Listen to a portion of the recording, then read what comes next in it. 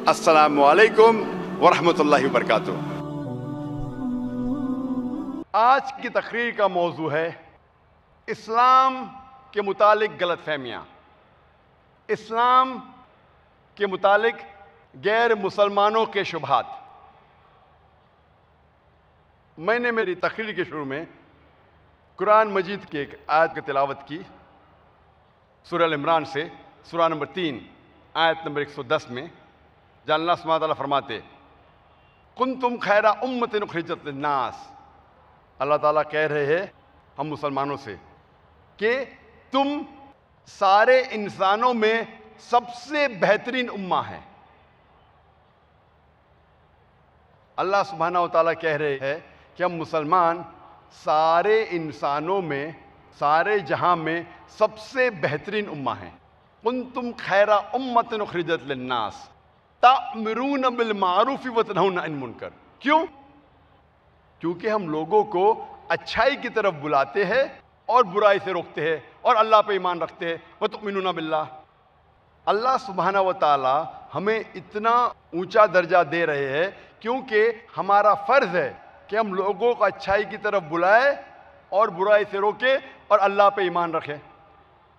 अगर हम लोगों को अच्छाई की तरफ नहीं बुलाएंगे और बुराई से नहीं रोकेंगे, हम खैरा उम्मा कहलाने के लायक नहीं हैं, हम मुसलमान कहलाने के लायक नहीं हैं।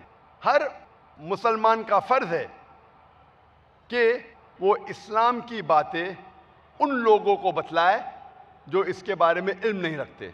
हर मुसलमान का फ़र्ज़ है कि वो गैर मुसलमानों के शुबहात को दूर करे, गैर मुसलमानों के गलत फहमियों को दूर करे।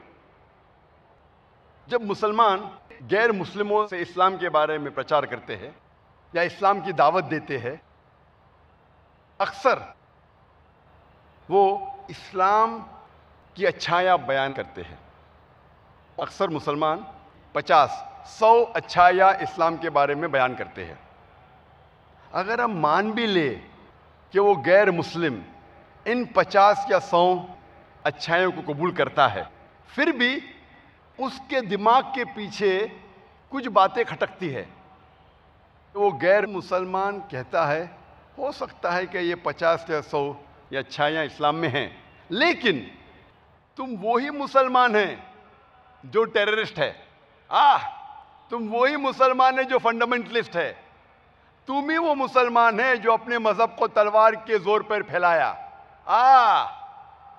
तुम ही वो मुस्लिम है जो एक से ज्यादा बीवियां रखते हैं। तुम ही वो मुसलमान हैं जो खवातीन को हिजाब में रखने के बाद जलील करते हैं। ये चंद शुबहात, ये चंद गलतफहमियां गैर मुस्लिम को इस्लाम की अच्छाइयां कबूल करने से रोकती है। इसीलिए जब भी मैं कभी भी गैर मुस्लिम से मिलता हूं और इस्लाम की दावत पेश करता हूं, सबसे पहले मैं उनसे सवाल ये पूछता हूं कि आपको इस्लाम से क्या शिकायत है। आपका जो भी इल्म इस्लाम के बारे में, सही या गलत, जो कुछ इल्म आपको इस्लाम के बारे में है, मैं जानना चाहता हूं कि आपको इस्लाम के बारे में क्या गलत लगता है, आपको इस्लाम से क्या शिकायत है। अच्छी बातों को दूर रखो, आपको इस्लाम से क्या शिकायत है। और जब मैं उसे मुतमईन करता हूं और मैं कहता हूं कि आप इस्लाम के खिलाफ जो कहना चाहते कह सकते, चाहे इस्लाम के खिलाफ, कुरान के खिलाफ, आप मुझे ये कहिए आपको इस्लाम से क्या शिकायत है। और जब मैं उन्हें मुतमईन करता हूं कि वो आराम से जो कुछ कहना चाहते हैं इस्लाम के खिलाफ कह सकते, फिर वो गैर मुस्लिम 3 या 4 सवालात करता है इस्लाम के बारे में। मेरा जो तजुर्बा है पिछले 20 सालों में दावती मैदान में, मुझे ये अंदाज़ा हुआ कि गैर मुसलमानों की तकरीबन 20 शुबहात है, 20 गलतफहमियां हैं, 20 सबसे आम सवालात है। और जब भी कोई गैर मुस्लिम 3 या 4 सवाल करता है इस्लाम के मुतालिक या इस्लाम के खिलाफ, अक्सर ये 20 गलतफहमियों के दरमियान होता है, ये 20 शुबहात में से होता है। अगर हर मुस्लिम ये 20 गलतफहमियों का जवाब कुरान और हदीस की रोशनी में, दिगर मजहबी किताबों की रोशनी में, साइंस और टेक्नोलॉजी की रोशनी में, विद रीजन, लॉजिक और साइंस के साथ अगर इसके जवाब को याद करता है और गैर मुसलमानों को बताता है, चाहे आप वो गैर मुस्लिम को मुस्लिम न बना सके, लेकिन कम से कम उसके दिल में जो शिकायत है इस्लाम के खिलाफ, जो जहर है इस्लाम के खिलाफ, कम से कम उसको तो आप निकाल सकेंगे। क्योंकि एक फिलॉसफी है, when the cup is full first empty the cup. अगर कप फुल है, भरा हुआ है, आप पानी डालेंगे, पानी बह जाएगा। अगर एक गैर मुस्लिम का जहन इस्लाम के खिलाफ जहर से भरा हुआ है, आप कुछ भी अच्छा ही कहेंगे, उस पर असर नहीं होगा। पहले उस जहर को बाहर निकालो। 100 के बदले 10 अच्छी चीज कहेंगे इस्लाम के बारे में, वो कबूल करेगा इंशाअल्लाह। पहले उस जहर को बाहर निकालो, उन गलतफहमियों को बाहर निकालो, उन शुबहात को बाहर निकालो। ये 20 सबसे आम सवालात, 20 शुबहात, 20 गलतफहमियां कैसे गैर मुस्लिम के जहन में पैदा होते हैं। जिस तरीके से मीडिया इंसान के जहन में इंफॉर्मेशन डालता है, उस तरीके से वो सोचने लगता है। आज का इंटरनेशनल मीडिया, चाहे वो इंटरनेशनल न्यूज़पेपर हो, इंटरनेशनल मैगजीन हो, रेडियो ब्रॉडकास्ट स्टेशन हो, टेलीविजन चैनल्स हो, सैटेलाइट चैनल्स हो, इंटरनेट हो, ये इंटरनेशनल मीडिया इस्लाम के खिलाफ इंसानों में जहर फैला रहा है। सारी दुनिया में इस्लाम के खिलाफ शुबहात पैदा कर रहा है। और जिस तरीके से मीडिया इस्लाम के बारे में शुबहात फैला रही है, उस तरीके से ये 20 सवालात, 20 शुबहात बदलते रहते हैं। आज जो आम 20 सवालात है गैर मुसलमानों के जहन में, 20 साल पहले वो कुछ और थे, 20 साल बाद हो सकता है कुछ बदल जाएंगे। लेकिन आज जिस तरीके से मीडिया इस्लाम के खिलाफ जहर फैला रहा है, उस तरीके से आज ये 20 आम सवालात गैर मुस्लिम के जहन में पैदा होते हैं। अल्लाह का फजल है, अल्हम्दुलिल्लाह, मैं दुनिया के कई ममालिक का सफ़र कर चुका हूँ। USA, Canada, UK, Singapore, Malaysia, Saudi Arabia, UAE, south Africa, Australia, जिधर भी आप जाओ, ये 20 शुबहात, ये 20 गलतफहमियां वही है। हो सकता है कि माशरे के हिसाब से, कल्चर के हिसाब से एक और गलतफहमी उसके जहन में आ सकती है। मिसाल के तौर पे वेस्टर्न कंट्रीज़ में गैर मुस्लिम सोचने लगता है कि ये इस्लाम में सूद हराम क्यों है, लेकिन वो बाकी के 20 गलतफहमियां वही हैं। चाहे इंडिया के गैर मुस्लिम से पूछिए, चाहे USA के, UK के, कनाडा के, सिंगापुर के, मलेशिया के, ये गलतफहमियां वही है।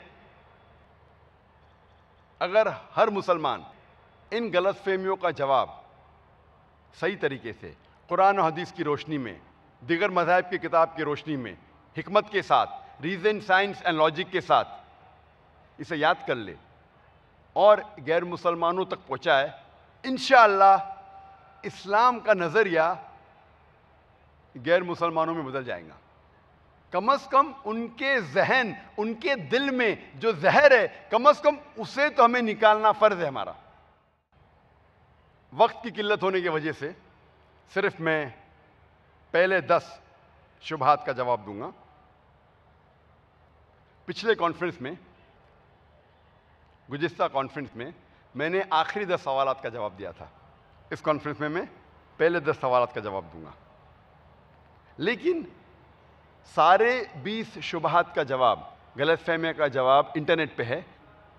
मैंने किताब लिखी है most common questions asked by non Muslims और reply to most common questions asked by non Muslims. Non Muslim के, गैर मुसलमानों के आम सवालात का जवाब, और इंटरनेट पे मौजूद है और कई ज़बानों में इसका तर्जुमा हो चुका है, उर्दू में, मराठी में, हिंदी में, अरबी में, कई ज़बानों में। आज सबसे ज़्यादा इस्लामिक लफ्ज़ जो बदनाम हैं, जिसके बारे में सबसे ज़्यादा गलतफहमी है, वो है लफ्ज़ जिहाद। जिहाद के बारे में गलतफहमी सिर्फ गैर मुसलमानों को नहीं है, लेकिन मुसलमानों को भी है, क्योंकि मीडिया इतना जहर फैला चुका है लफ्ज़ जिहाद के खिलाफ कि सिर्फ गैर मुसलमानों के दरमियान ही नहीं, मुसलमान भी इसकी सही मानी नहीं जानते। अक्सर गैर मुस्लिम और मुस्लिम ये सोचते हैं, ये समझते हैं कि अगर कोई भी मुस्लिम कोई भी जंग में हिस्सा ले रहा है, चाहे वो ज़ाती फ़ायदे के लिए हो, चाहे वो दौलत के लिए हो, चाहे वो फेम के लिए हो, चाहे वो अपने नाम के लिए हो, चाहे ज़मीन के लिए हो, ये लोग समझते हैं कि ये जिहाद है। जिहाद की मानी ये नहीं कि कोई भी मुसलमान कोई भी जंग में हिस्सा ले रहा है, चाहे वो ज़ाती फ़ायदे के लिए हो, चाहे दौलत के लिए हो, चाहे ज़मीन के लिए हो, चाहे फेम के लिए हो, चाहे नाम के लिए हो। जिहाद ये अरबी लफ्ज़ है जो आता है जहादा से। इसकी बुनियाद है जहादा, मतलब जिद्दोजहद, टू स्ट्राइव, टू स्ट्रगल। तो जिहाद का मतलब है जिद्दोजहद, टू स्ट्राइव एंड स्ट्रगल। और इस्लाम के पस मंज़र में जिहाद उसे कहते हैं जो इंसान अपने बुरे, गलत ख्यालात के खिलाफ जिद्दोजहद कर रहा है, जिहाद कर रहा है। A person who strives against one's own evil inclination, अपने बुरे ख्वाहिशों के खिलाफ जो जिद्दोजहद करता है, उसे कहते हैं जिहाद। इस्लाम में जिहाद उसे भी कहते हैं अगर एक इंसान माशरे को सुधारने के लिए जिद्दोजहद कर रहा है। जिहाद उसे भी कहते हैं अगर एक इंसान नाइंसाफ़ी के खिलाफ जिद्दोजहद कर रहा है, जो जुल्म के खिलाफ जिद्दोजहद कर रहा है, जो जंग में अपने आप को बचाने के लिए जिद्दोजहद कर रहा है, इसे कहते हैं जिहाद। जिहाद की मानी है जिद्दोजहद। अगर एक तालिब इल्म इम्तिहान में पास होने के लिए जिद्दोजहद कर रहा है, उसे कहते हैं जिहाद। अक्सर लोग ये समझते हैं कि सिर्फ मुसलमान ही जिहाद कर सकते हैं। ये बड़ी गलतफहमी है। कुरान में एक से ज़्यादा आयतें हैं जिसमें लिखा है कि गैर मुस्लिम भी जिहाद करते हैं। कुरान में अल्लाह ताला फरमाते हैं सूरह लुक़मान में, सूरह नंबर 31 आयत नंबर 14 में, कि हमने कहा है इंसानों से कि अपने वालिदैन से अच्छा बर्ताव करो, और तुम्हारी माँ ने तुम्हें पेट में रखा और 2 साल तक तुम्हारी परवरिश की और तुम्हें तकलीफ के साथ जन्म दिया। उसके बाद फौरन अगली आयत में अल्लाह ताला फरमाते हैं सूरह लुक़मान में, सूरह नंबर 31 आयत नंबर 15 में, लेकिन अगर आपके वालिदैन आपके साथ जिद्दोजहद करते हैं, जिहाद करते हैं, अल्लाह के अलावा किसी और की इबादत करने को, अल्लाह के अलावा किसी और को पूजने के लिए जिसका आपको इल्म नहीं है, तो आप उनका कहना मत मानो, फिर भी उनके साथ अच्छाई से पेश आओ। यहाँ अल्लाह ताला कह रहे हैं जब गैर मुस्लिम वालिदैन अपने बच्चों के साथ जिहाद करते हैं, जिद्दोजहद करते हैं शिर्क करने के लिए, अल्लाह के अलावा किसी और की इबादत करने को कहते हैं, उस वक्त आप उनका कहना मत मानो, लेकिन फिर भी उनके साथ अच्छे से पेश आओ। ये पैगाम फिर से दोहराया गया है सूरह अनकबूत में, सूरह नंबर 29 आयत नंबर 8 में, जहाँ अल्लाह ताला फरमाते हैं, हमने कहा है कि सारे इंसानों से अपने वालिदैन से अच्छा सलूक करो, लेकिन अगर आपके वालिदैन जिहाद करते हैं, जिद्दोजहद करने के लिए अल्लाह के अलावा, जिसका आपको इल्म नहीं है, तो उनकी बात मत मानो। इन आयतों में अल्लाह ताला फरमा रहे हैं कि गैर मुसलमान जिद्दोजहद कर रहे हैं, लेकिन ये जिद्दोजहद को कहा जाता है जिहाद फी सबिल शैतान, जिद्दोजहद शैतान के राह में। हम मुसलमानों को करना चाहिए जिहाद फी सबिलिल्लाह, जिहाद अल्लाह के राह में।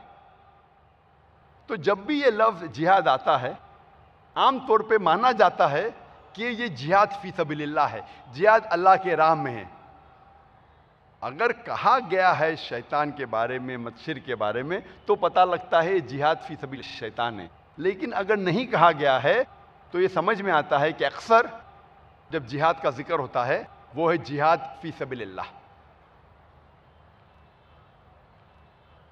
अक्सर ये लफ्ज़ जिहाद का तर्जुमा ओरिएंटलिस्ट, मगरबी मीडिया करती है होली वॉर, उर्दू में कहूँगा मैं पाक जंग।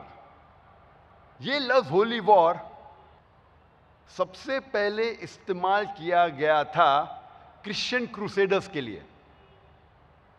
जब क्रिश्चियन क्रूसेडर्स सैकड़ों साल पहले अपना मज़हब जोर के बल पे फैला रहे थे, लोगों का कत्ल कर रहे थे अगर वो ईसाई धर्म नहीं कबूल करते थे, उस वक्त ये कहा जाता था होली वॉर। उर्दू में तर्जुमा है पाक जंग। आप अगर कुरान मजीद देखेंगे, होली वॉर का तर्जुमा है पाक जंग, अरबी में तर्जुमा होता है हर्बुम मुकद्दसा। कुरान मजीद में या कोई भी सही हदीस में आपको ये अरबी लफ्ज़ हर्बुम मुकद्दसा कहीं भी नहीं मिलेगा। जिहाद के मानी होली वॉर नहीं है, हर्बुम मुकद्दसा नहीं है, पाक जंग नहीं है। जिहाद की मानी है जिद्दोजहद। ये होली वॉर इस्तेमाल किया गया था सबसे पहली बार ईसाइयों के लिए, क्रूसेडर्स के लिए, जो जोर के बल पे अपना मजहब फैला रहे थे। अफसोस की बात है कि आज ये लफ्ज़ इस्तेमाल हो रहा है मुसलमान के लिए। दूसरी सबसे बड़ी गलतफहमी गैर मुसलमानों के दरमियान जो है वो है कि मुसलमान फंडामेंटलिस्ट है, बुनियाद परस्त है, मुसलमान एक्सट्रीमिस्ट है, इंतहा पसंद है। फंडामेंटलिस्ट की क्या मानी है, बुनियाद परस्त की क्या मानी है? फंडामेंटलिस्ट उसे कहते हैं, बुनियाद परस्त उसे कहते हैं वो इंसान को जो बुनियादी बातों पर अमल करता है। मिसाल के तौर पे, अगर एक इंसान को अच्छा मैथमेटिशियन बनना है, उसके लिए फर्ज है कि वो मैथमेटिक्स की बुनियादी बातों को जाने और इन बातों पे अमल करे। जब तक वो मैथमेटिक्स के मैदान में बुनियाद परस्त नहीं है, तब तक वो अच्छा मैथमेटिशियन बन ही नहीं सकता।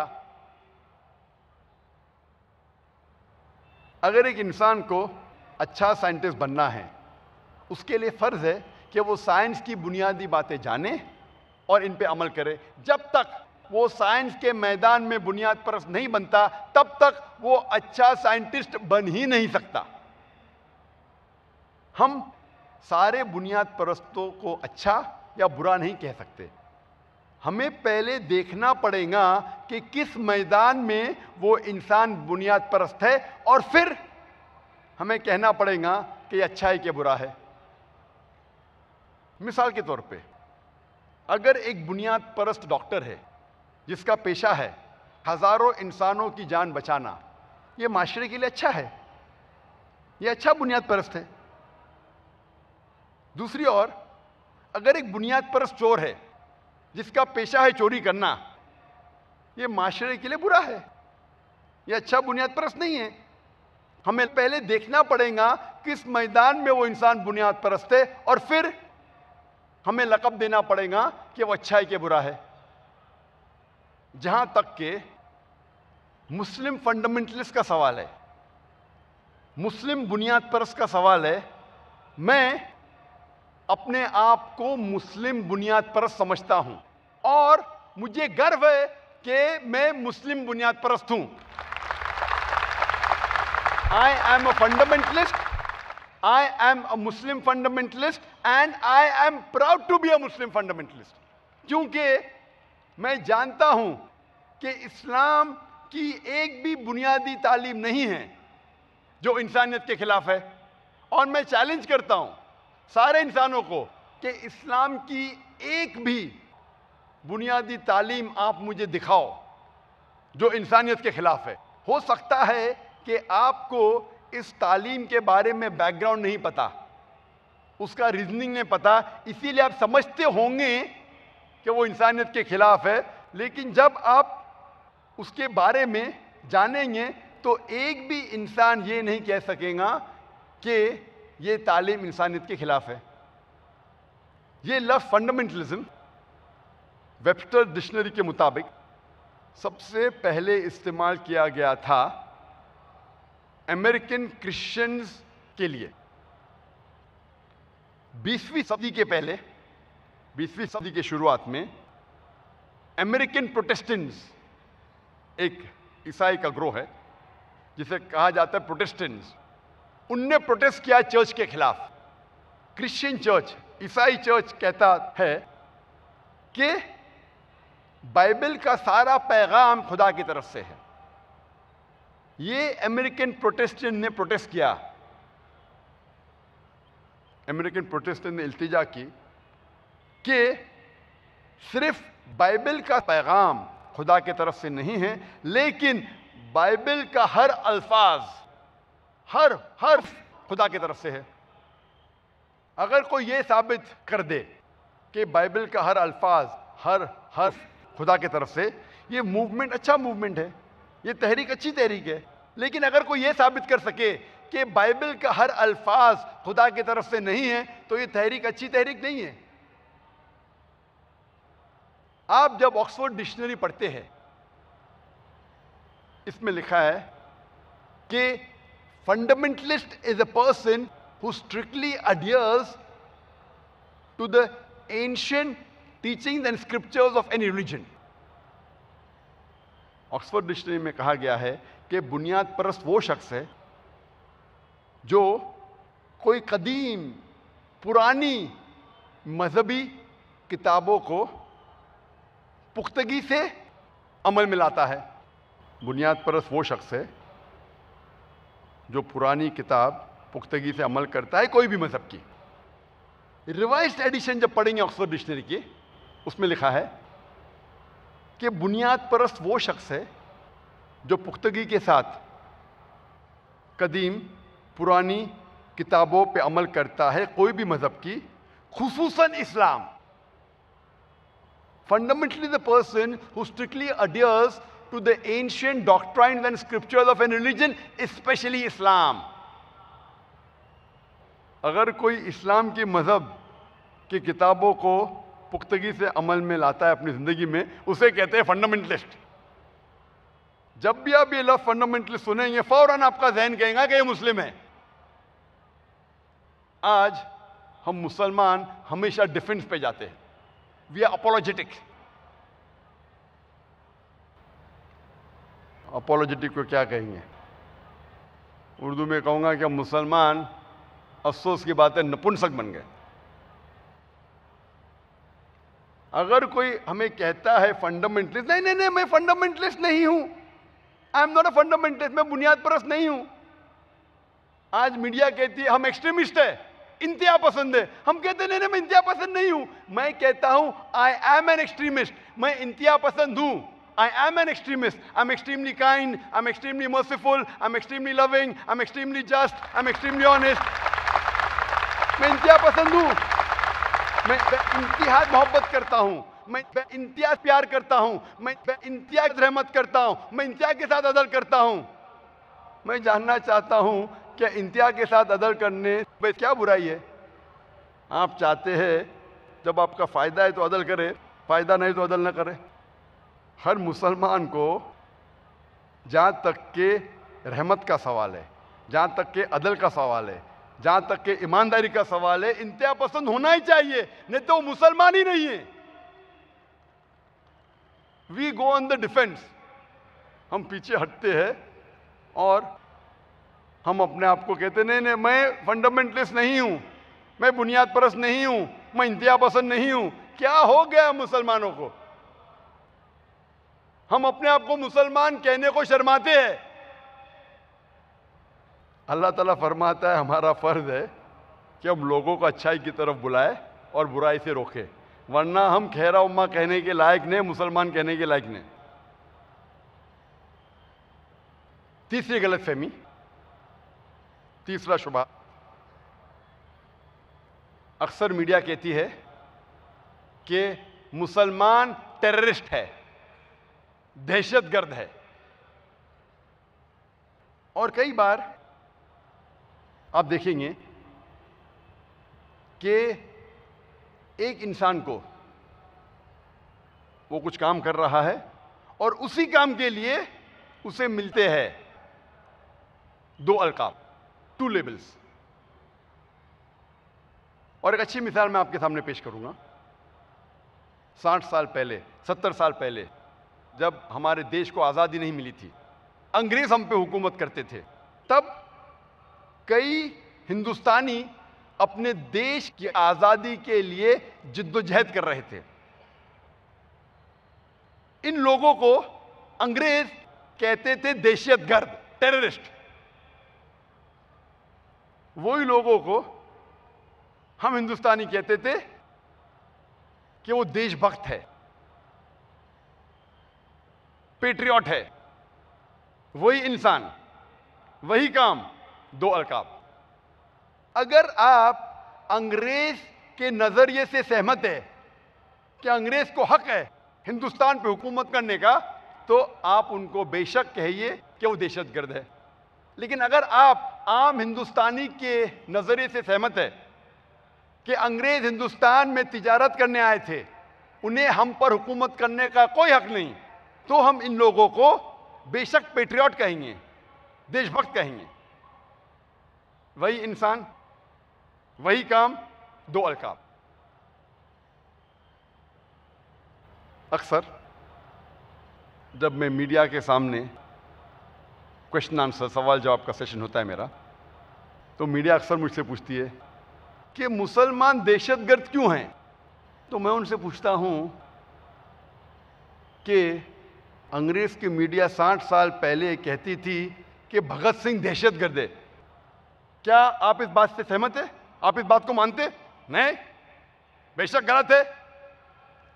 तो मैं कहता हूं मैं भी इस बात को नहीं मानता हूं कि भगत सिंह दहशतगर्द था।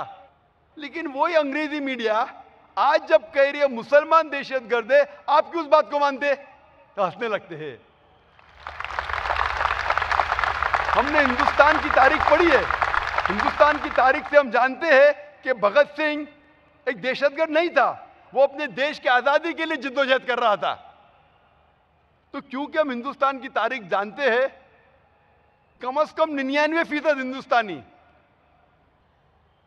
ये मानते हैं कि भगत सिंह देशभक्त था, दहशतगर्द नहीं था।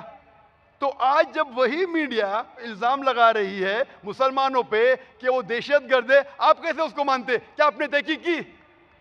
हंसने लगते। इसीलिए कुरान में अल्लाह ताला फरमाते सूरह हुजुरात में सूरह नंबर 49 आयत नंबर 6 में कि जब भी कोई भी आपके पास पैगाम लेके आता है, उसकी तहकीक करो दूसरों तक पहुंचाने के पहले। इसीलिए लक़ब देने के पहले ये तहकीक करो कि किस वजह के लिए वो इंसान जिद्दोजहद कर रहा है। और ये आम है, दो लक़ब देना आम है, और मैं आपको सैकड़ों मिसाल दे सकता हूं इसके बारे में। आप जब पढ़ेंगे अमेरिकन रेवोल्यूशन के बारे में 18वीं सदी में 1775 में, कई अमेरिकन अपनी देश की आज़ादी के लिए लड़ रहे थे। उस वक्त अंग्रेज अमेरिका पर हुकूमत कर रहे थे और उस वक्त अंग्रेज कहते थे कि दुनिया का सबसे बड़ा दहशतगर्द है जॉर्ज वॉशिंगटन। 1775 के बाद जब अमेरिका को आज़ादी मिलती है, सबसे पहला अमेरिका का प्रेसिडेंट बनता है जॉर्ज वॉशिंगटन। आप सोच सकते हैं, दुनिया का सबसे बड़ा दहशतगर्द बनता है अमेरिका का प्रेसिडेंट। ऐसे कई मिसाल है। साउथ अफ्रीका को आज़ादी मिलने के पहले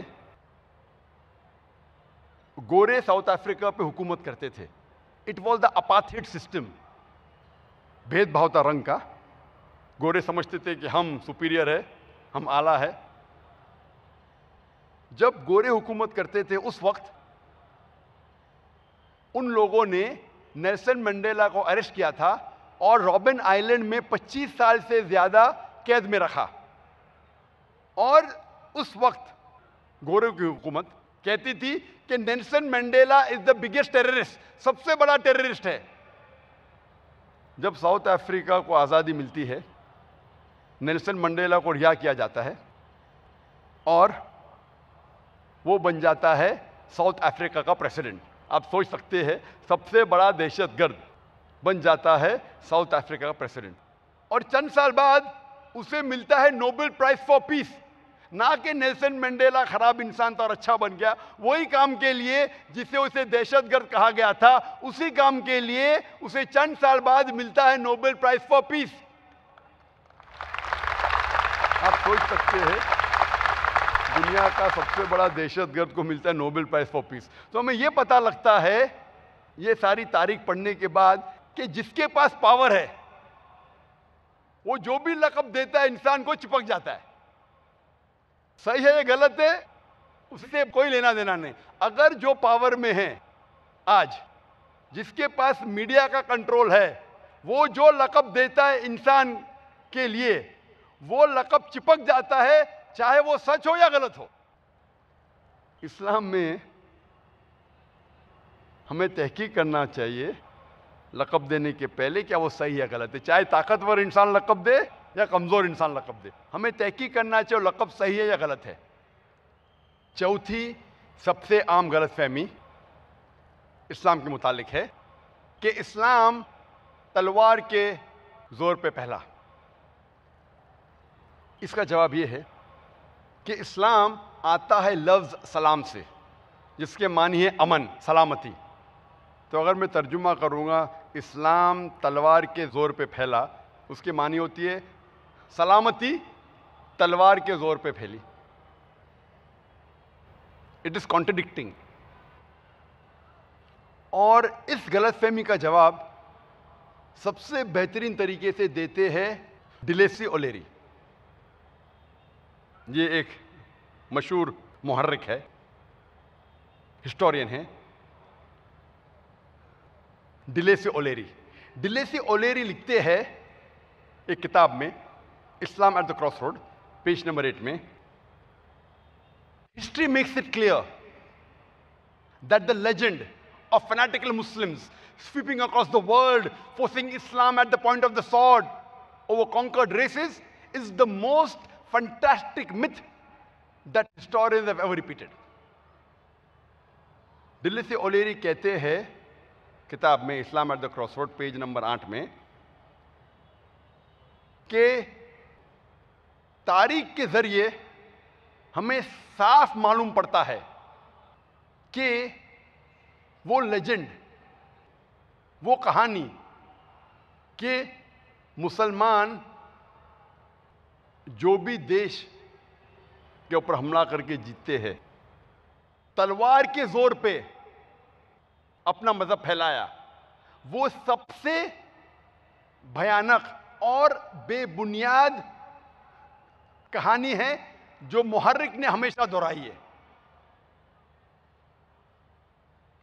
तारीख गवाह है कि हम मुसलमानों ने अरब ममालिक पर 1400 साल तक हुकूमत की। चंद साल के लिए अंग्रेज आए, चंद साल के लिए फ्रेंच आए, लेकिन तारीख गवाह है कि अरब ममालिक पे हम मुसलमानों ने 1400 साल तक हुकूमत की, लेकिन आज भी 100 लाख क्रिश्चियंस है जो अरब है। आज 1 करोड़ अरब है जो ईसाई है, जो सदियों से ईसाई है, नस्लों से। Coptic Christians, 10 million Coptic Christians, 1 crore अरब है जो कॉप्टिक क्रिश्चियंस है, जो ईसाई है सदियों से, नस्लों से।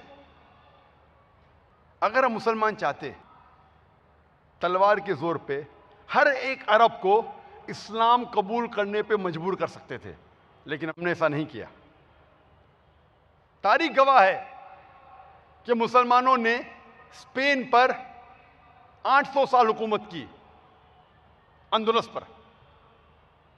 हमने हमारा काम नहीं किया, हमने इस्लाम का पैगाम नहीं पहुंचाया। क्रूसेडर्स आए, ईसाई आए, मुसलमान को साफ किया। एक मुसलमान भी खुली तौर पे आजान भी नहीं दे सकता था। हम मुसलमानों ने इस देश हिंदुस्तान पे तकरीबन 1000 साल हुकूमत की, मुगल्स ने। अगर हम मुसलमान चाहते हर एक हिंदुस्तानी को तलवार के जोर पे इस्लाम कबूल करने पे मजबूर कर सकते थे। आज हिंदुस्तान में 80% से ज्यादा गैर मुस्लिम है।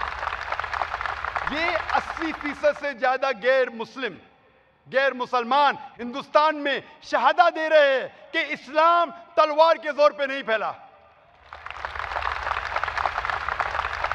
हम चाहते तो हर एक गैर मुस्लिम को इस्लाम कबूल करने पे मजबूर कर सकते थे, हमने नहीं किया, और इस्लाम हमें इसकी इजाजत भी नहीं देता। आज वो देश इंडोनेशिया, जिसमें सबसे ज्यादा मुसलमान हैं, मैं पूछना चाहता हूं, कौन सी इस्लामिक आर्मी, कौन सी मुसलमान की फौज इंडोनेशिया गई जहां आज 20 करोड़ से ज्यादा मुसलमान हैं? मलेशिया में 50% से ज्यादा मुसलमान हैं। कौन सी मुसलमान फौज मलेशिया में गई थी? कौन सी मुसलमान फौज ईस्ट कोस्ट ऑफ अफ्रीका गई थी? कौन सी फौज, कौन सी तलवार? थॉमस कार्लाइल,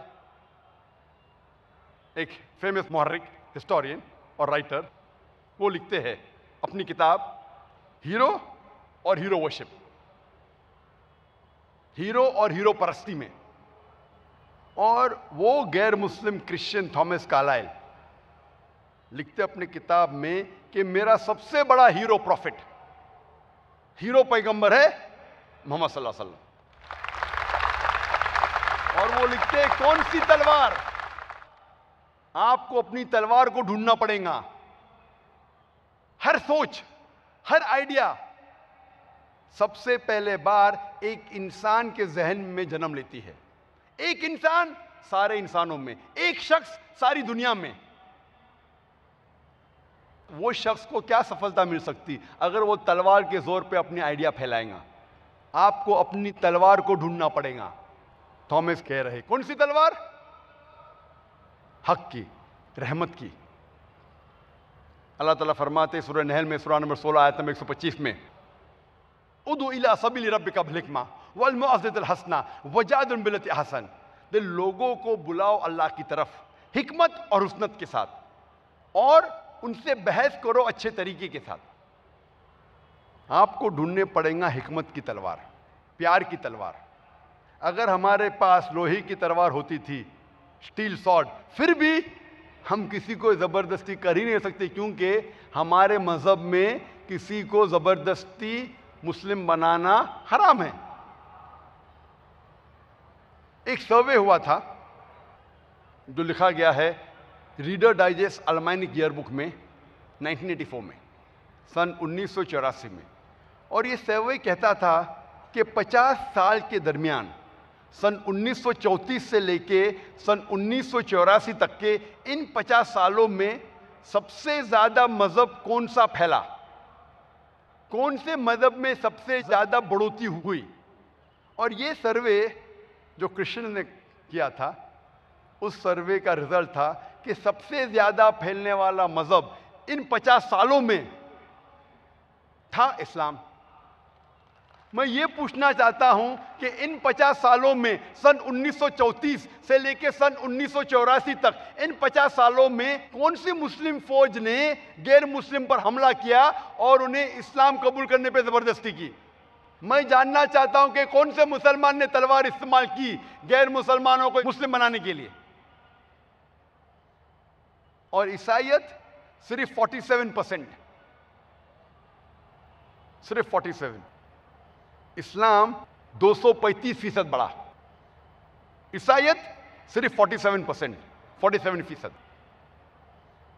आज की मीडिया अक्सर कहती है कि इस्लाम खवातीन को हुकूक नहीं देता।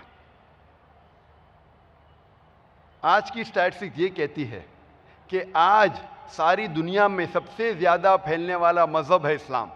अमेरिका में सबसे ज्यादा फैलने वाला मजहब है इस्लाम, यूरोप में सबसे ज्यादा फैलने वाला मजहब है इस्लाम। और ये मीडिया जो कहती है कि इस्लाम खवातीन के खिलाफ है, खवातीन को हुकूक नहीं देता है, आज की स्टैटिस्टिक्स ये कहती है कि जो गैर मुस्लिम इस्लाम कबूल कर रहे हैं उसमें से 2/3 हिस्सा, 2/3 ये खवातीन हैं। अमेरिका में जो लोग इस्लाम कबूल कर रहे हैं, अमेरिकन लोग, 2/3 लोग गैर मुसलमान खवातीन हैं। यूरोप में 2/3 हिस्सा जो इस्लाम कबूल कर रहे हैं वो खवातीन हैं। अगर इस्लाम खवातीन को हुकूक नहीं देता तो ये अमेरिकन, यूरोपियन औरतें इस्लाम क्यों कबूल कर रही है? क्योंकि वो जानती है कि उनके हुकूक सिर्फ एक ही मजहब में है, इस्लाम।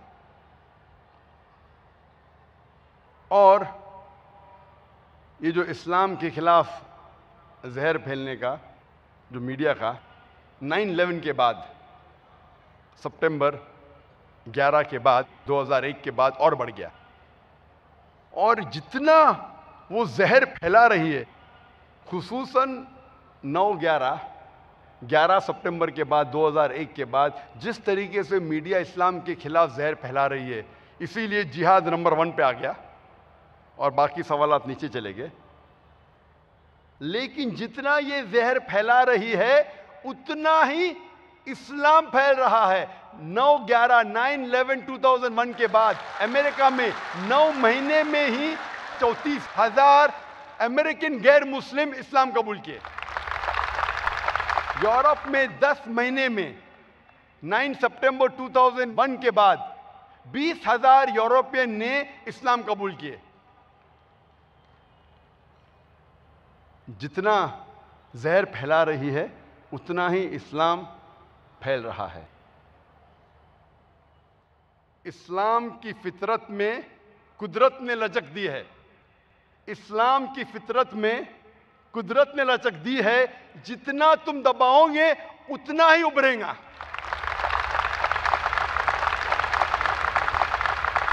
सूरह मजीद में अल्लाह ताला फरमाते हैं, सूरह इमरान में, सूरह नंबर 3 आयत नंबर 54 में, मकरूम मकरल्लाहु वल्लाहु खैरुल माकिरीन। वो लोग प्लान कर रहे हैं, प्लॉट कर रहे हैं, अल्लाह सुब्हाना व तआला भी प्लान करता है। अल्लाह सबसे बेहतरीन प्लानर है। आप प्लान करो, अल्लाह भी प्लान करेगा। अल्लाह सबसे बेहतरीन प्लानर है। आप जितना इस्लाम के खिलाफ जहर फैलाएंगे उतना ही लोग इसे कबूल करेंगे। अल्लाह ताला वो जहर को अमृत बनाता है। और इस गलतफहमी के जवाब को मैं खत्म करूंगा एक कहावत के साथ। डॉक्टर एडम पियर्सन कहते हैं कि people who worry that one day nuclear weaponry will fall in the hands of the Arabs, they fail to realize that the Islamic bomb has already been dropped. It fell the day Prophet Muhammad, peace be upon him, was born. Adam Pearson कहते हैं, वो लोग जो घबराते हैं कि एक दिन न्यूक्लियर बम अरबों के हाथ में लग जाएगा, वो ये नहीं जानते कि इस्लामिक बम, सलामती का बम, अमन का बम गिर चुका है। वो उस दिन गिरा जिस दिन मोहम्मद सल्लल्लाहु अलैहि वसल्लम पैदा हुए।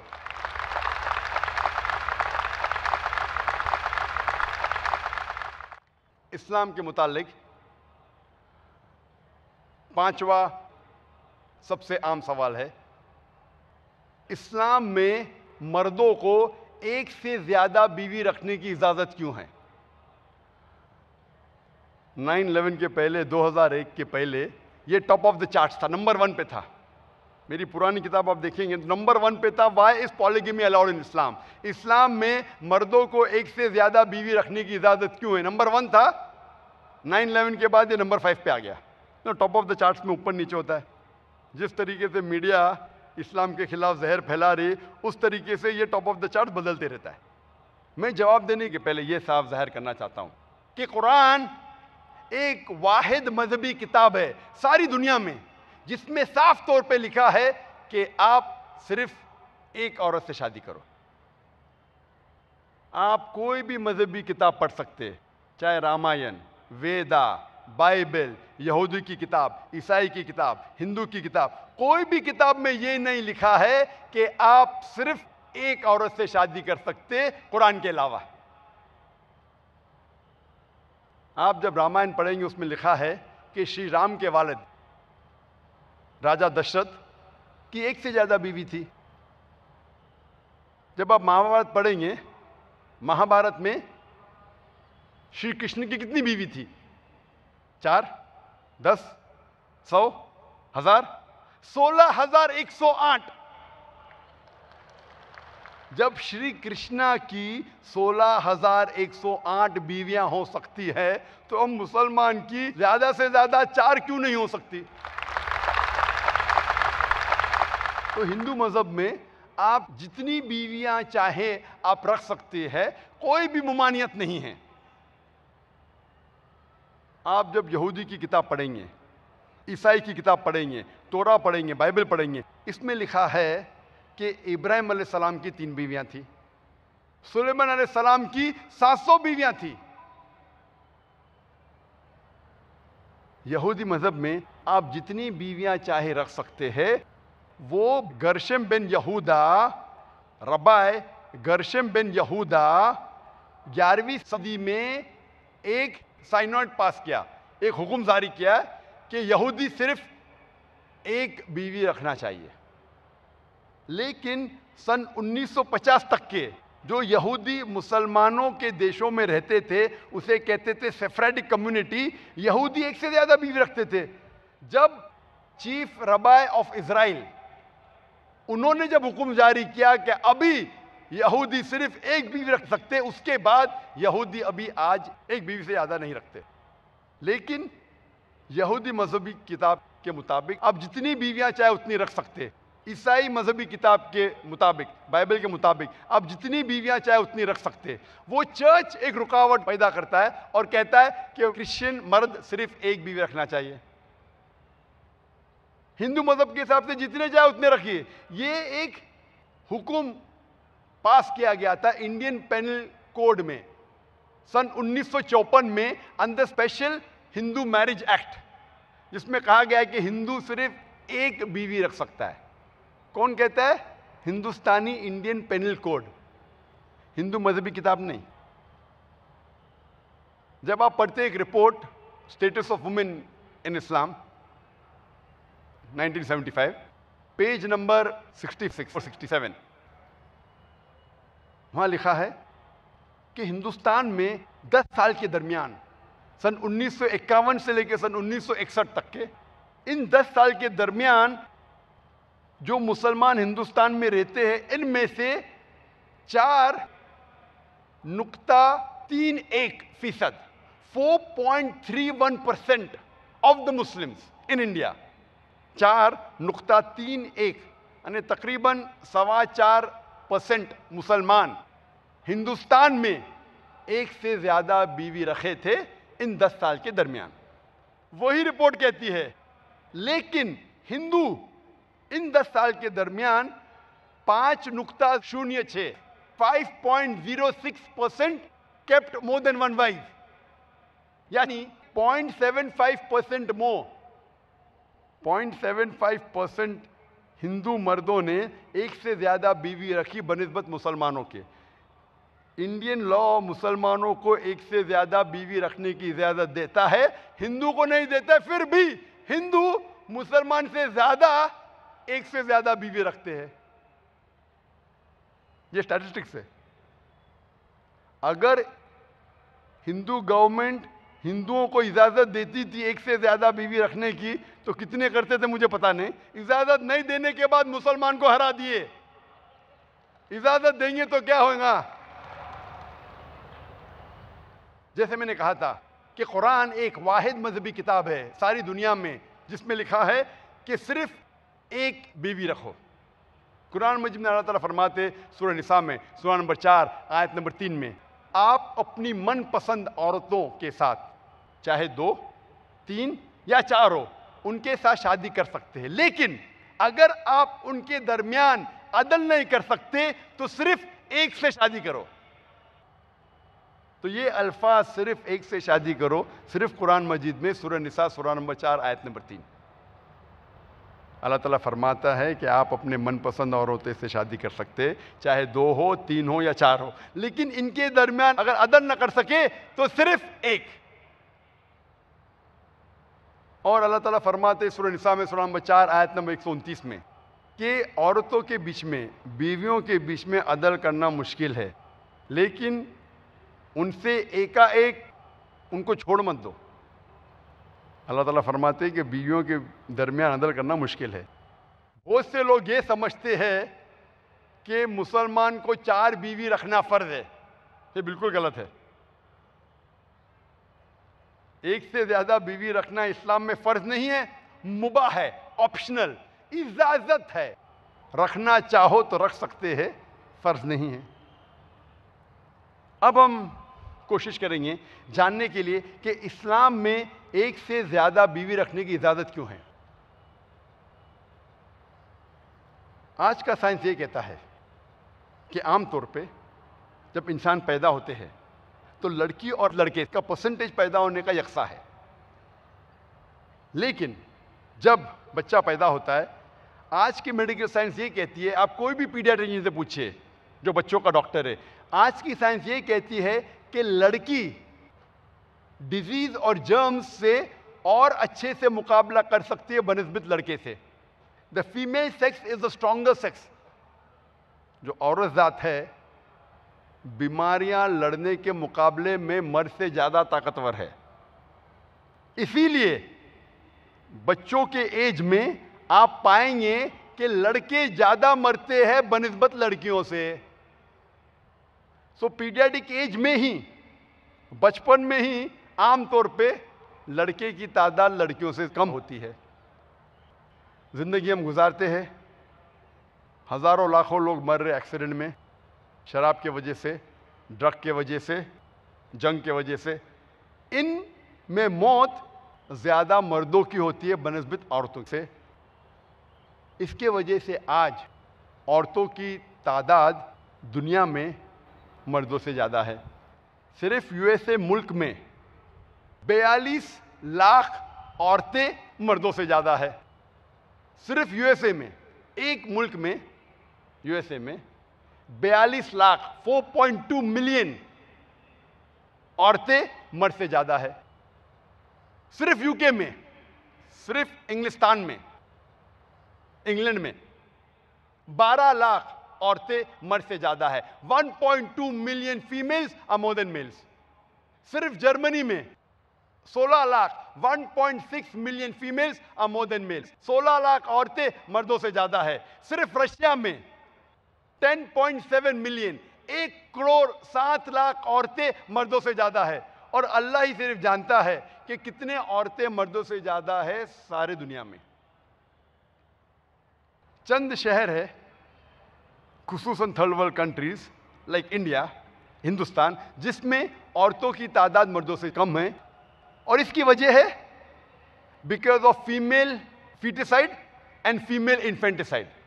इसकी वजह है कि औरतों की तादाद मर्दों से कम है क्योंकि हिंदुस्तान में अक्सर जब पता लगता है कि लड़की है उसे गिराया जाता है, पैदा होने के बाद उसका कत्ल किया जाता है। एक रिपोर्ट थी बीबीसी पे जिसका नाम था लेट हर डाई, प्रोग्राम का नाम था असाइनमेंट।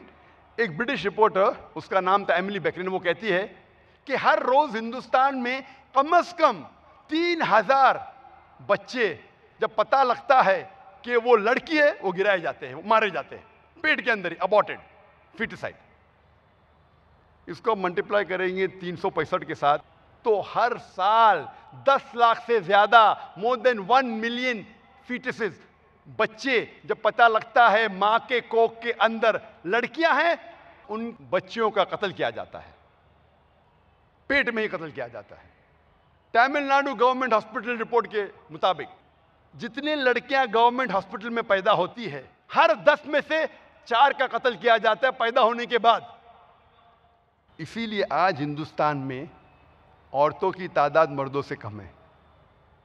हर 1000 मर्द के पीछे 930 औरतें हैं। हर 1000 मर्द के पीछे 930 औरतें हैं। यानी हर 100 मर्द के पीछे तकरीबन 93 औरतें, 7% औरतें कम हैं। इसीलिए हम दो, हमारे दो, एक के बाद अभी नहीं, दो के बाद कभी नहीं। अभी जरा गवर्नमेंट, अभी कुछ चंद हफ्ते पहले मैंने एक इश्तिहार पढ़ा, एक के बाद अभी नहीं, दो के बाद सिर्फ लड़की हो। अभी जरा चेंज हो गया, एक के बाद 2 बच्चे हो, तीसरा चाहते तो लड़के होना चाहिए, मना मत करो। अभी चेंज हो रहा है, डेमोग्राफिक चेंज हो रहा है। सिर्फ हिंदुस्तान में 40 मिलियन, 4 करोड़ औरतें मर्द से कम हैं, सिर्फ इसी वजह से क्योंकि कई लड़कियां मां के पेट में जन्म लेने के पहले उनका कत्ल किया जाता है, दुनिया में आने के पहले उनका कत्ल किया जाता है। और कई बार जब औरत पैदा होती है, तमिलनाडु में 40% लड़कियां जब पैदा होती है गवर्नमेंट हॉस्पिटल में, उनका कत्ल किया जाता है। आप बड़े बिलबोर्ड देखेंगे राजस्थान में और हिंदुस्तान के कई शहर में कि 500 रुपया खर्चा करो, 5 लाख रुपया बचाओ। आपसे कह रहे हैं कि अल्ट्रासोनोग्राफी करो, 500 रुपया खर्चा करो, मालूम करो क्या आपके पेट में बच्चा लड़की है, उसको गिरा दो, 5 लाख रुपया बचाओ। 2-3 लाख उसकी परवरिश में और बाकी की 2-3 लाख उसके दहेज में। अगर ये शैतानी हरकत, ये कत्ल अगर बंद हो जाएगा तो इंशाअल्लाह हिंदुस्तान में भी 20, 30, 40 साल में औरतों की तादाद मर्दों से ज्यादा होंगी। पहले स्टैटिस्टिक्स अब देखेंगे पूरी दुनिया की, कहती थी कि तकरीबन 1% औरतें मर्दों से ज्यादा है। हर 1000 में 10 औरतें मर्दों से ज्यादा है। अभी स्टैटिस्टिक्स देते, ये चंद साल पहले थी, अभी कुछ स्टैटिस्टिक्स कहते हैं कि हर 1000 में 10 मर्द ज्यादा है, कुछ स्टैटिस्टिक्स कहते हैं कि औरत मर्द बराबर है, कुछ स्टैटिस्टिक्स कहते हैं कि मर्द औरत से ज्यादा है। हर 1000 औरत के पीछे 10 मर्द ज्यादा है। ये कौन सी स्टैटिस्टिक सही है वो छोड़िए, आज तहकीक करने के बाद मालूम पड़ता है कि जो बच्चे पैदा होते हैं, हर 100 लड़कियों के पीछे 107 लड़के पैदा होते हैं। मतलब 7% बच्चे जब पता लगता है कि वो लड़की है, वो गिराई जाती है।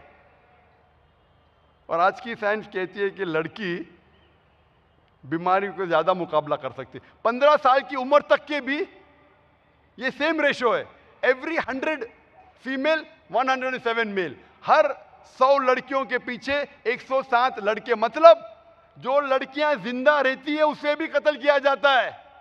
साइंस कहती है लड़की और ताकतवर जात है मेडिकली, फिर भी इंसान लड़कियों का कत्ल कर रहे हैं। सिर्फ चाइना में 5.1 करोड़ 51 मिलियन 5 करोड़ 10 लाख आदमी औरतों से ज्यादा है। सिर्फ चाइना में कत्ल बंद हो जाएगा तो दुनिया का रेशो उल्टा हो जाएगा। चाइना और इंडिया मिला के 9 करोड़ से ज्यादा आदमी औरत से ज्यादा है। अगर ये शैतानी हरकत बंद हो जाएंगी तो आप सोच सकते कितनी औरतें मर्दों से ज्यादा रहेंगी। मैं पूछना चाहता हूं कि अगर आपकी बहन या मेरी बहन यूएसए में जी रही है, यूएसए की स्टैटिस्टिक्स कहती है कि 42 लाख औरतें मर्दों से ज्यादा है। अगर हर औरत अपने लिए मर्द चुन चुकी है, फिर भी 42 लाख औरतें को मर्द नहीं मिलेंगे। अगर आपकी बहन या मेरी बहन इन 42 लाख औरतों में से एक है जिसे शौहर नहीं मिला, तो ऐसे औरतों के पास दो चारा होता है। एक चारा है कि वो ऐसे आदमी से शादी कर ले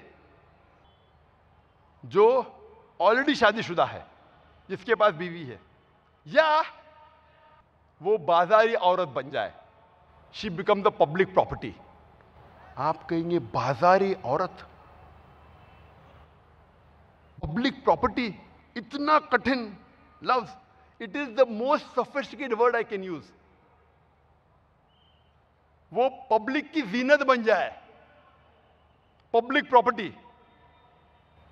और कोई भी अच्छी लड़की ये कहेंगी कि वो पसंद करेंगी कि वो उस आदमी की बीवी बने जो पहले से शादीशुदा है, बनिस्बत बाजार की जीनत बने।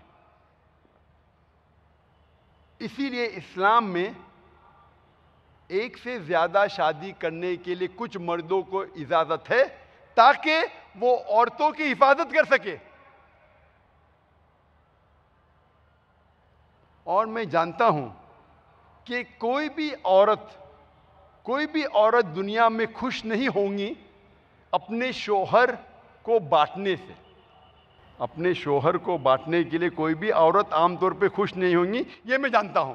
लेकिन इस्लाम में अगर वो औरत सही मुस्लिमा है और दुनिया की हालत जानती है और इस्लाम के अहकामात को जानती है, वो क्या कहती है? इस्लाम का रूल है, शरिया का रूल है, let a small loss take place to prevent a big loss. छोटे नुकसान को बर्दाश्त करो बड़े नुकसान से बचने के लिए।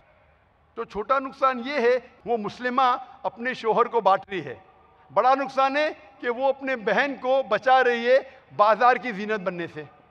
तो एक अच्छी मुस्लिमा अपने शोहर को बांटने का गम बर्दाश्त करती है बनिस्बत अपनी बहन बाजार की जीनत बने। छठा आम सवाल जो गैर मुस्लिम करते हैं इस्लाम के मुतालिक, वो है कि अगर इस्लाम में मर्दों को एक से ज्यादा बीवी रखने की इजाजत है, तो इस्लाम में औरतों को एक से ज्यादा शोहर रखने की इजाजत क्यों नहीं है? आमतौर पे अगर एक मर्द की एक से ज्यादा बीवी है और अगर बच्चा पैदा होता है, तो बहुत आसान है जानने के लिए कि उस बच्चे की माँ कौन है और उस बच्चे का बाप कौन है, उस बच्चे की वालिदा कौन है, उस बच्चे का वालिद कौन है। बहुत आसान है। लेकिन अगर एक औरत के एक से ज्यादा शोहर है और अगर बच्चा पैदा होता है, माँ का तो पता लग जाएगा, वालिदा का तो पता लग जाएगा, वालिद का पता नहीं लगेगा। तो जब आप अपने बच्चे के एडमिशन के लिए जाएंगे और पूछा जाएगा बाप का नाम क्या है, तो शायद आपको दो नाम देने पड़ेंगे।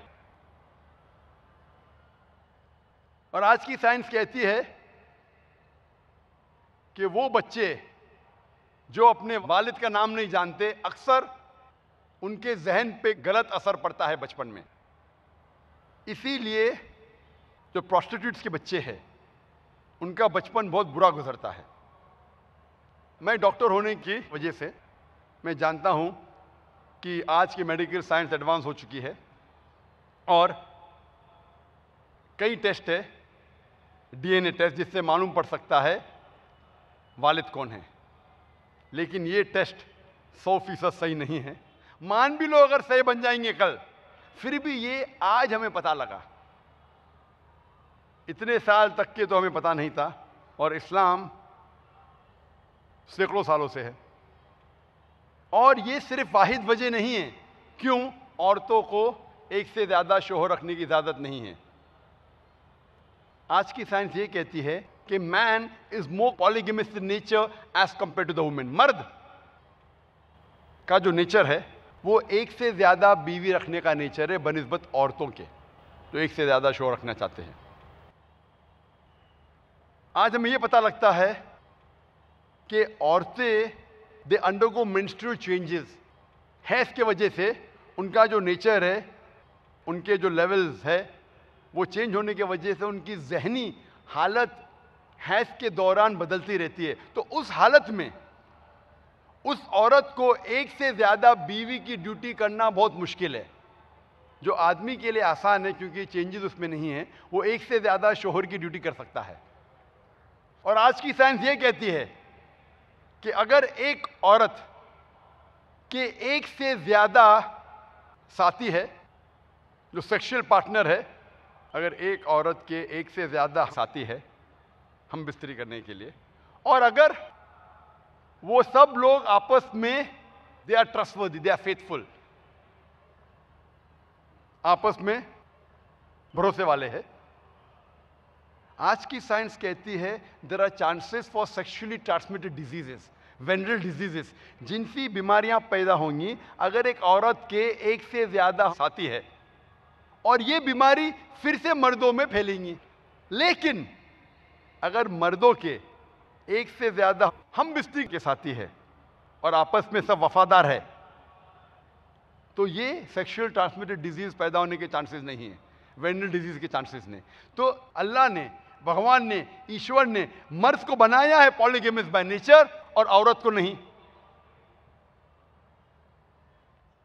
सातवीं गलतफहमी जो गैर मुसलमानों को है इस्लाम के मुतालिक, वो है कि इस्लाम में औरतों को जलील किया जाता है, इसीलिए उन्हें हिजाब में रखा जाता है। औरतों को हिजाब में रखने के बाद इस्लाम उन्हें जलील करता है। ये सवाल का जवाब देने के पहले मैं आपसे कुछ तारीखी बात कहना चाहता हूं कि तारीख आज ये कहती है, बेबीलोनियन सिविलाइजेशन में अगर एक मर्द औरत का कत्ल करता था तो उस मर्द को सजा मिलने के बदले उस मर्द के औरत का कत्ल किया जाता था। ये उस टाइम का कानून था। आप जब ग्रीक सिविलाइजेशन पढ़ेंगे उसमें लिखा है कि एक औरत थी जिसका नाम था पेंडोरा, जो मनुष्य थी, जिसके वजह से जितनी बुराइयां माहौल में थी ग्रीक सिविलाइजेशन में उस औरत की वजह से थी। और ग्रीक सिविलाइजेशन में औरत को पहले इज्जत दी जाती थी, लेकिन फिर उसे सिर्फ सेक्स के लिए इस्तेमाल किया जाता था। रोमन सिविलाइजेशन में women were use only for sex and pleasure, prostitution was common. औरतों को सिर्फ हम बिस्तरी के लिए इस्तेमाल किया जाता था और प्रोस्टिट्यूशन के लिए। इजिप्शियन सिविलाइजेशन में औरत को कहा जाता था कि वो शैतान की निशानी है, और कुरान नाजिल होने के पहले अरब देशों में औरत जब पैदा होती थी, लड़की जब पैदा होती थी, उसे जिंदा दफनाया जाता था। अल्हम्दुलिल्लाह सुम्मा अल्हम्दुलिल्लाह, कुरान नाजिल होने के बाद ये गलत प्रैक्टिस बंद हो गई, औरतों को दफनाना बंद हो गया अल्हम्दुलिल्लाह। लेकिन फिर भी दुनिया के कई शहरों में आज भी ये हो रहा है, और अफसोस के साथ मुझे कहना पड़ता है कि हिंदुस्तान में भी हो रहा है। इस्लाम सबसे पहला मजहब है जिसने औरतों को इज्जत दी और बराबर के हुकूक दिए, और हुकूक देने के बाद ये हुकूक को कायम रखने के लिए उसका तरीका भी सिखाया। जब औरतों को अपने हक दिए, तरीका सिखलाया किस तरीके से हक बरकरार रह सकता है। और अल्लाह सुब्हानहू व तआला ने इस्लाम में औरतों को हिजाब करने के लिए फ़र्ज किया। लेकिन अक्सर मुकर्रीन औरतों के हिजाब के बारे में जिक्र करते, लेकिन अल्लाह सुब्हानहू व तआला कुरान मजीद में पहले मर्द के हिजाब के बारे में जिक्र करते, फिर औरतों के बारे में।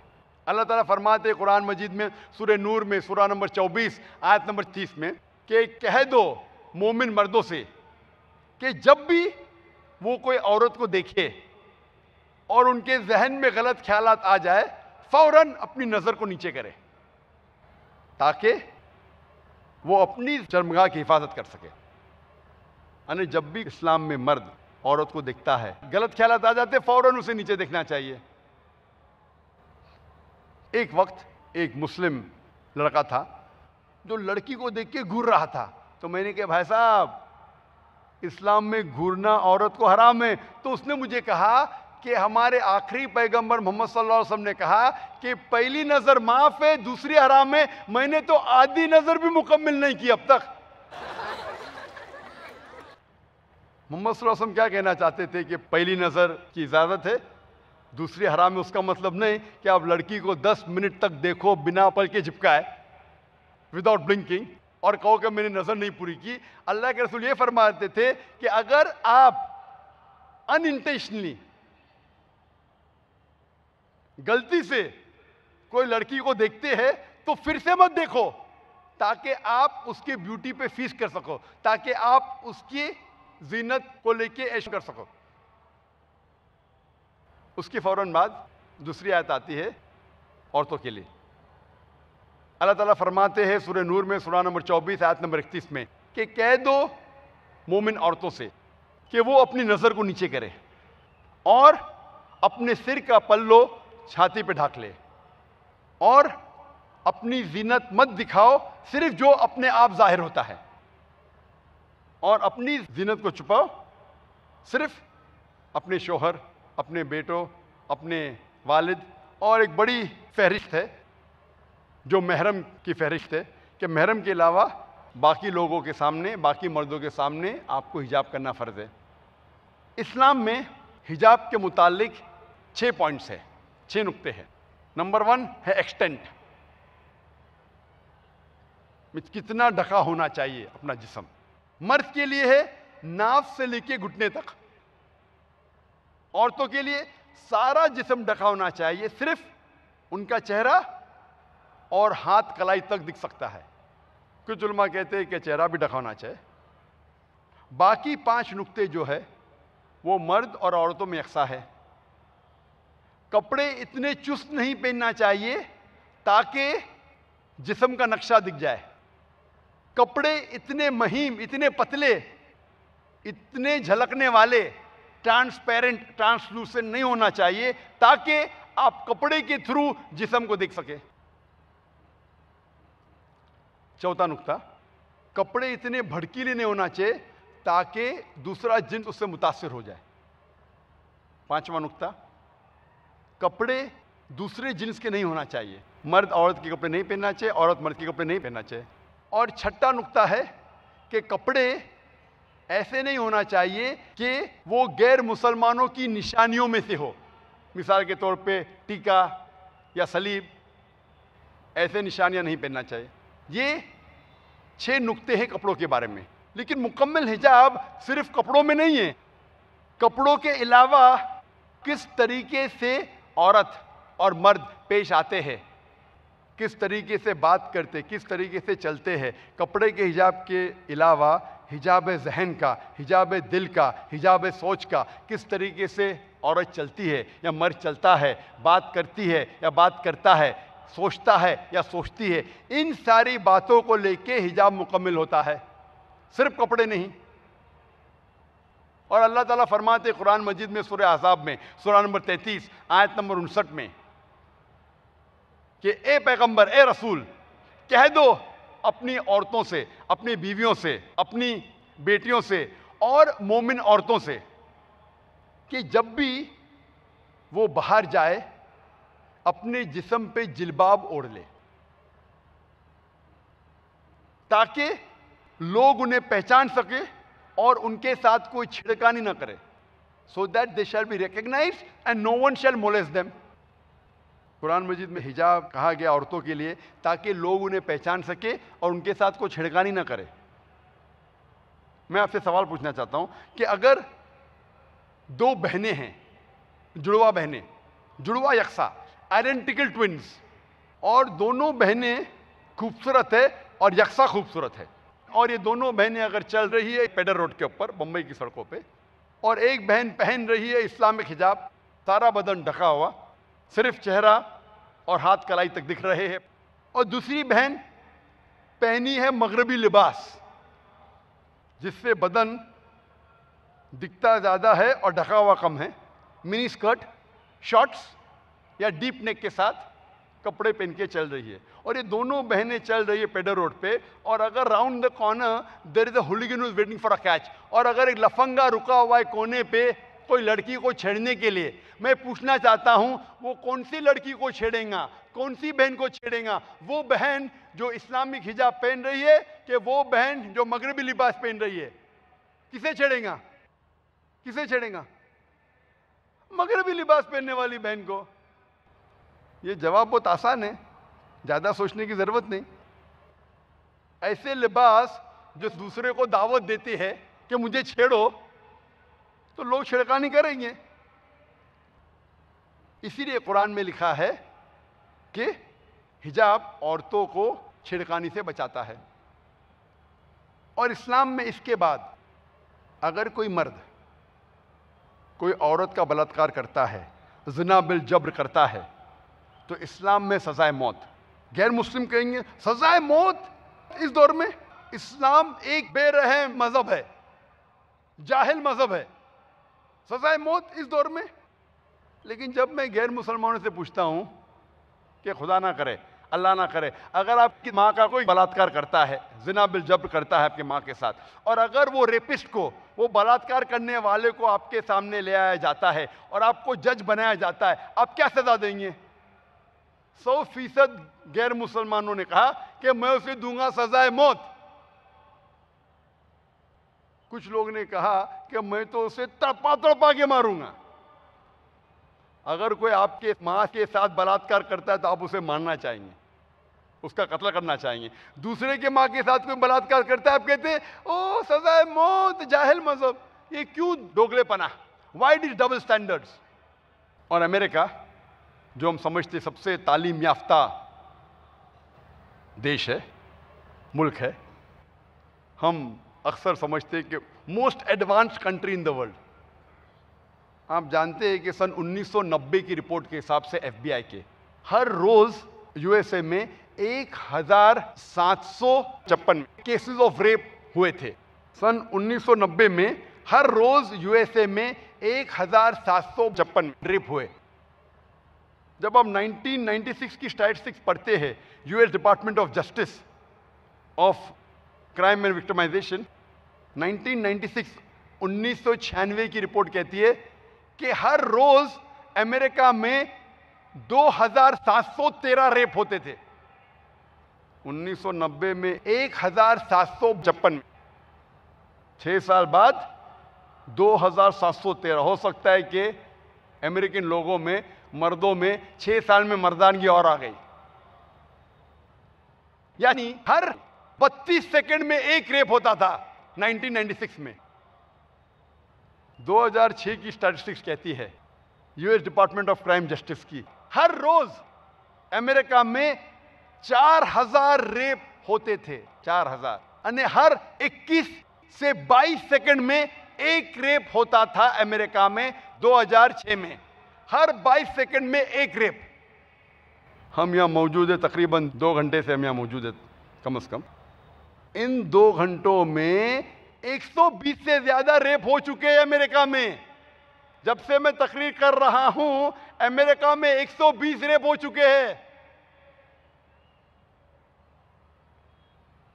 मैं आपसे पूछना चाहता हूं, अगर हम अमेरिका में इस्लामिक शरीयत नाफिज करेंगे कि कोई भी मर्द औरत को घूरता है उसे नीचे देखना चाहिए, औरतों को इस्लामिक हिजाब पहनना चाहिए, सारा बदन ढका हुआ, सिर्फ चेहरा और हाथ कलाई तक दिखने चाहिए, उसके बाद कोई भी मर्द बलात्कार करता है, ज़िना बिल जब्र करता है, कैपिटल पनिशमेंट, डेथ पेनल्टी, सजाए मौत। मैं पूछना चाहता हूं कि बलात्कार की तादाद, ज़िना बिल जब्र की तादाद यूएसए में बढ़ेंगी, वही के वही रहेंगी या घटेंगी? घटेंगी। आप शरिया लागू करो, फौरन रिजल्ट। मेरे इस जवाब से मगरबी मुल्क की हुकूमत खुश नहीं है। मैं एफबीआई के स्टैटिस्टिक्स कोट करता हूं, तो एफबीआई डॉक्टर जाकिर नाइक से खुश नहीं है। उनकी स्टैटिस्टिक्स कोट कर रहा हूं मैं। आपको शायद पता होगा कि 1.5 साल पहले जून में 2010 में 16 तारीख को मुझे इंग्लैंड में दाखिल होने से बैन किया गया।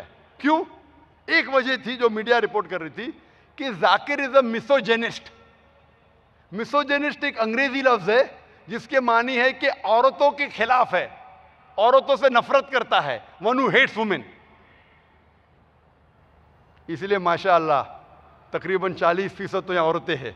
मुझसे इतना नफरत करती है कि बंबई शहर में 40% से ज्यादा जो ऑडियंस में औरतें हैं। वो मीडिया कहती है कि जाकिर कहता है अपने जवाब में कि वेस्टर्न कपड़े पहनने से आई एम इनवाइटिंग रेप। क्योंकि जाकिर कहता है कि औरतें वेस्टर्न कपड़े पहनती है इसीलिए रेप को दावत देती है, इसीलिए वो कहती है, ये मीडिया कहती है जाकिर मिसोजेनिस्ट है, औरतों के खिलाफ है। ये मीडिया में कहता हूं ना, हीरो को विलन बना सकते, विलन को हीरो, दिन को रात, रात को दिन, काले को सफेद, सफेद को काला। वही पेपर संडे टाइम्स जो मेरे खिलाफ आर्टिकल शाया किया था जून 2010 में, 15 महीने पहले 9 मार्च 2009 में, 15 महीने पहले 9 मार्च 2009 में एक आर्टिकल आया था जिसमें एक सर्वे किया गया था, वही पेपर में आर्टिकल, कि ब्रिटिशर्स, अंग्रेज लोग, हर 7 में से एक अंग्रेज कहता है कि औरतें अगर बराबर कपड़े नहीं पहनती, अपने जिस्म को ज्यादा दिखाने वाले कपड़े पहनती है, उसको मानना चाहिए। जाकिर नहीं कह रहा, 1 आउट ऑफ 7, हर 7 में से एक ब्रिटिशर, इंग्लैंड का नागरिक कहता है कि औरतें अगर सही कपड़े नहीं पहनती, ज्यादा जिस्म की नुमाइश करती है, उसे मारना चाहिए। मैंने कभी नहीं कहा कि औरतों को मारना चाहिए। तो वो लोग अच्छे लोग, जाकिर गलत। वही पेपर 5 साल पहले 21 नवंबर 2005 में एक सर्वे शाया किया था कि 1/3 हिस्सा जो ब्रिटिशर्स कहते हैं, दूसरा सर्वे में 26%, 26% ब्रिटिशर्स कहते हैं कि रेप का अहम कॉज, रेप होने की अहम वजह है औरतें और लड़कियां कम बदन ढकने वाले कपड़े पहनती है। कौन कहता है? ब्रिटिशर्स।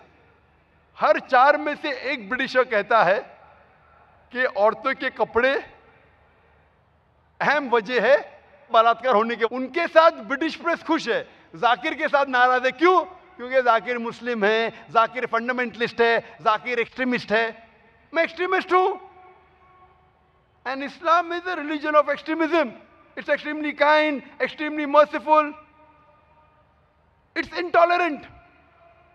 इंटॉलरेंट है जो गलत काम करते, it's intolerant towards rape, it's intolerant towards prostitution, it's intolerant towards drug addiction, it's intolerant towards alcoholism. वही पेपर शाया कर रहा है कि 4 में से हर ब्रिटिशर समझता है कि रेप की मेन वजह है औरतें कम कपड़े पहनना। और एक सर्वे है कि जो औरतें रेप होती है उनके साथ सर्वे किया गया है। आपको क्यों लगता है आपके साथ रेप किया? 54% औरतें कहती है जो रेप हो चुकी है, बलात्कार हो चुका है, कि मेन सबसे अहम वजह कि हम ऐसे कपड़े पहने थे जिससे बदन कम ढका था। जो रेप होने वाली औरतें कहती है कि वो वजह है, जाकिर कहता है तो गलत है। इसे कहते हैं दोगलेपना, डबल स्टैंडर्ड्स। इस्लाम में हिजाब औरतों के लिए फर्ज है ताकि उनकी इज्जत की जाए। 8वां आम सवाल इस्लाम के मुतालिक है कि इस्लाम में गोश्त खाने की इजाजत क्यों है? इस्लाम में एक मुसलमान बहुत अच्छा मुसलमान बन सकता है बिना गोश्त खाए। गोश्त खाना इस्लाम में फर्ज नहीं।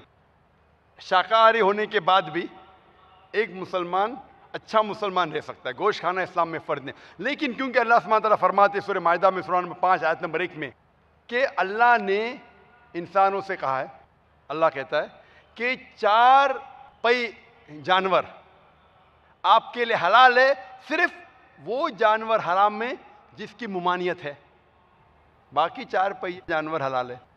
कुरान में अल्लाह ताला फरमाते सूरह नहल में सूरह नंबर 16 आयत नंबर 5 में कि अल्लाह ताला ने भेड़, बकरियां, गाय, कैटल आपके लिए बनाए हैं ताकि आप इनसे गर्मी हासिल कर सको और इनका गोश्त खा सको।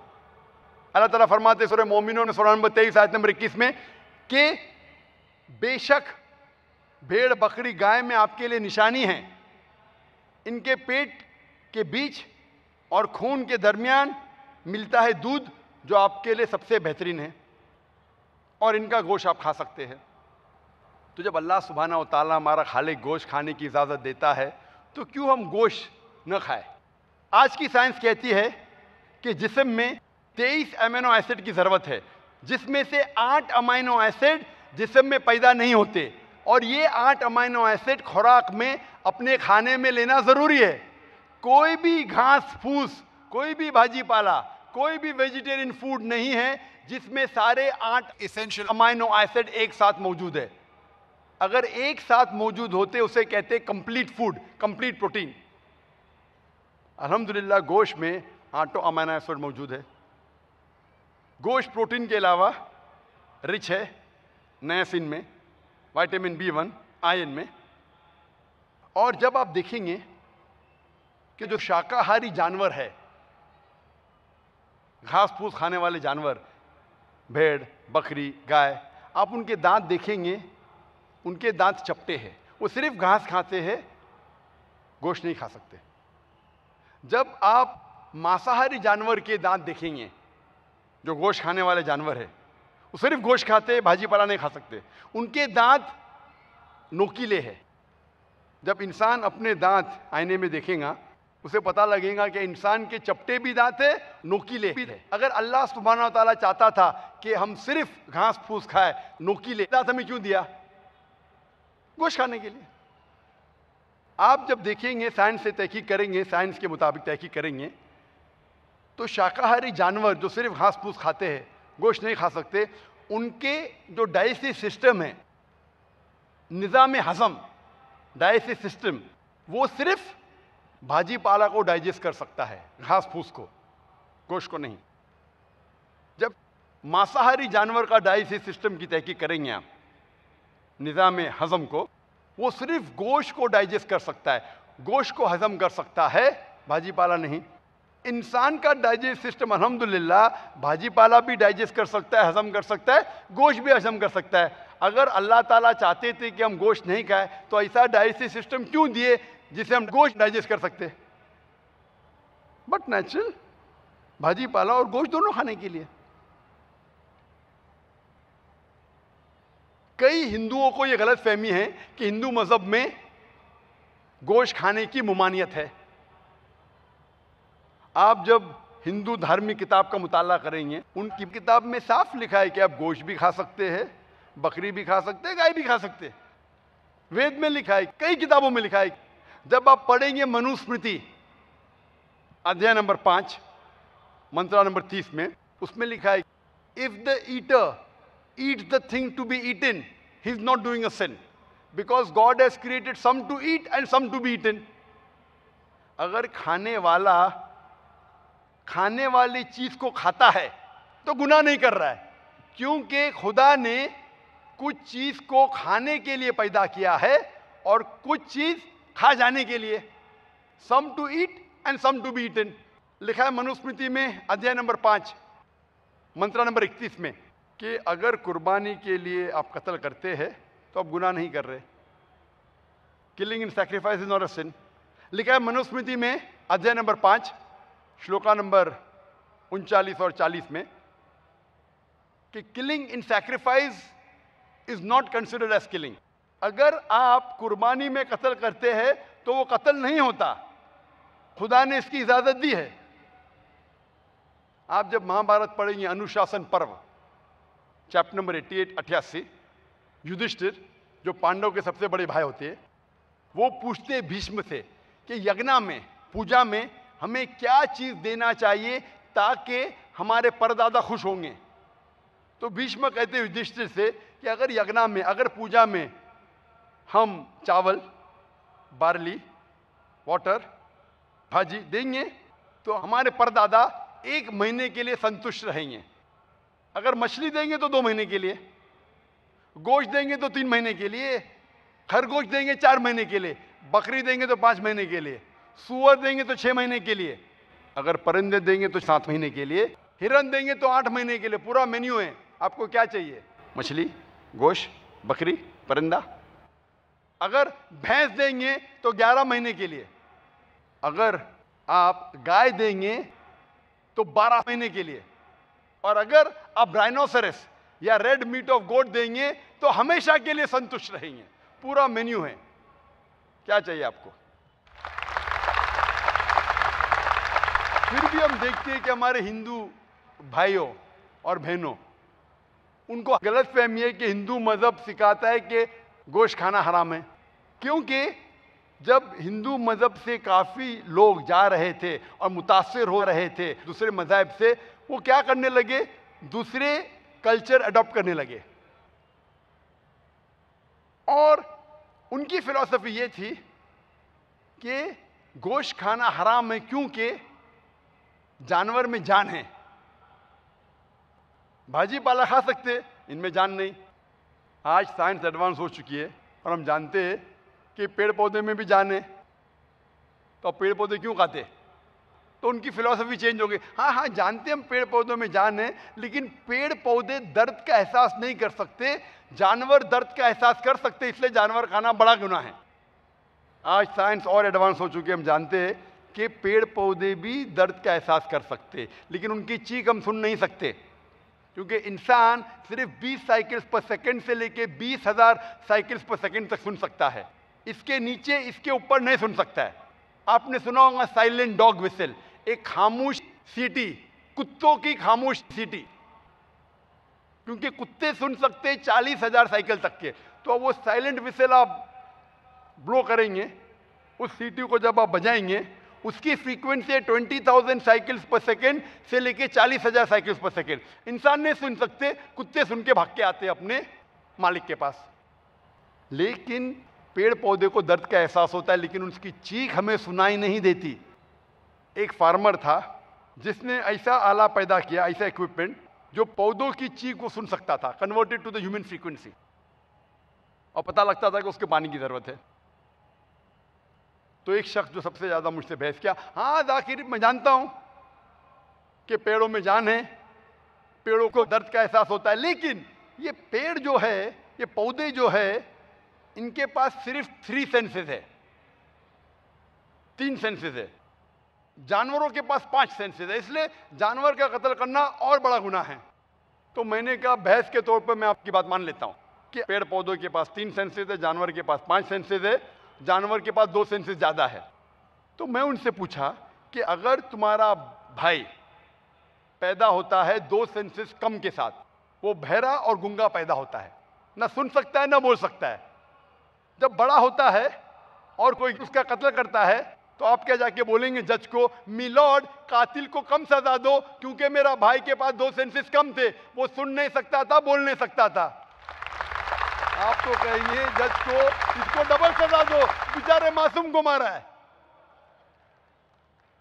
इस्लाम में 2 सेंसेस ज्यादा, 2 सेंसेस कम नहीं। इस्लाम में अल्लाह ताला फरमाते सूरह बकरा में सूरह नंबर 2 आयत नंबर 168 कि जो चीज जायज है वो खा सकते, जो तैयब है आपके लिए, जो अच्छा है खा सकते, जो नहीं अच्छा है नहीं खा सकते।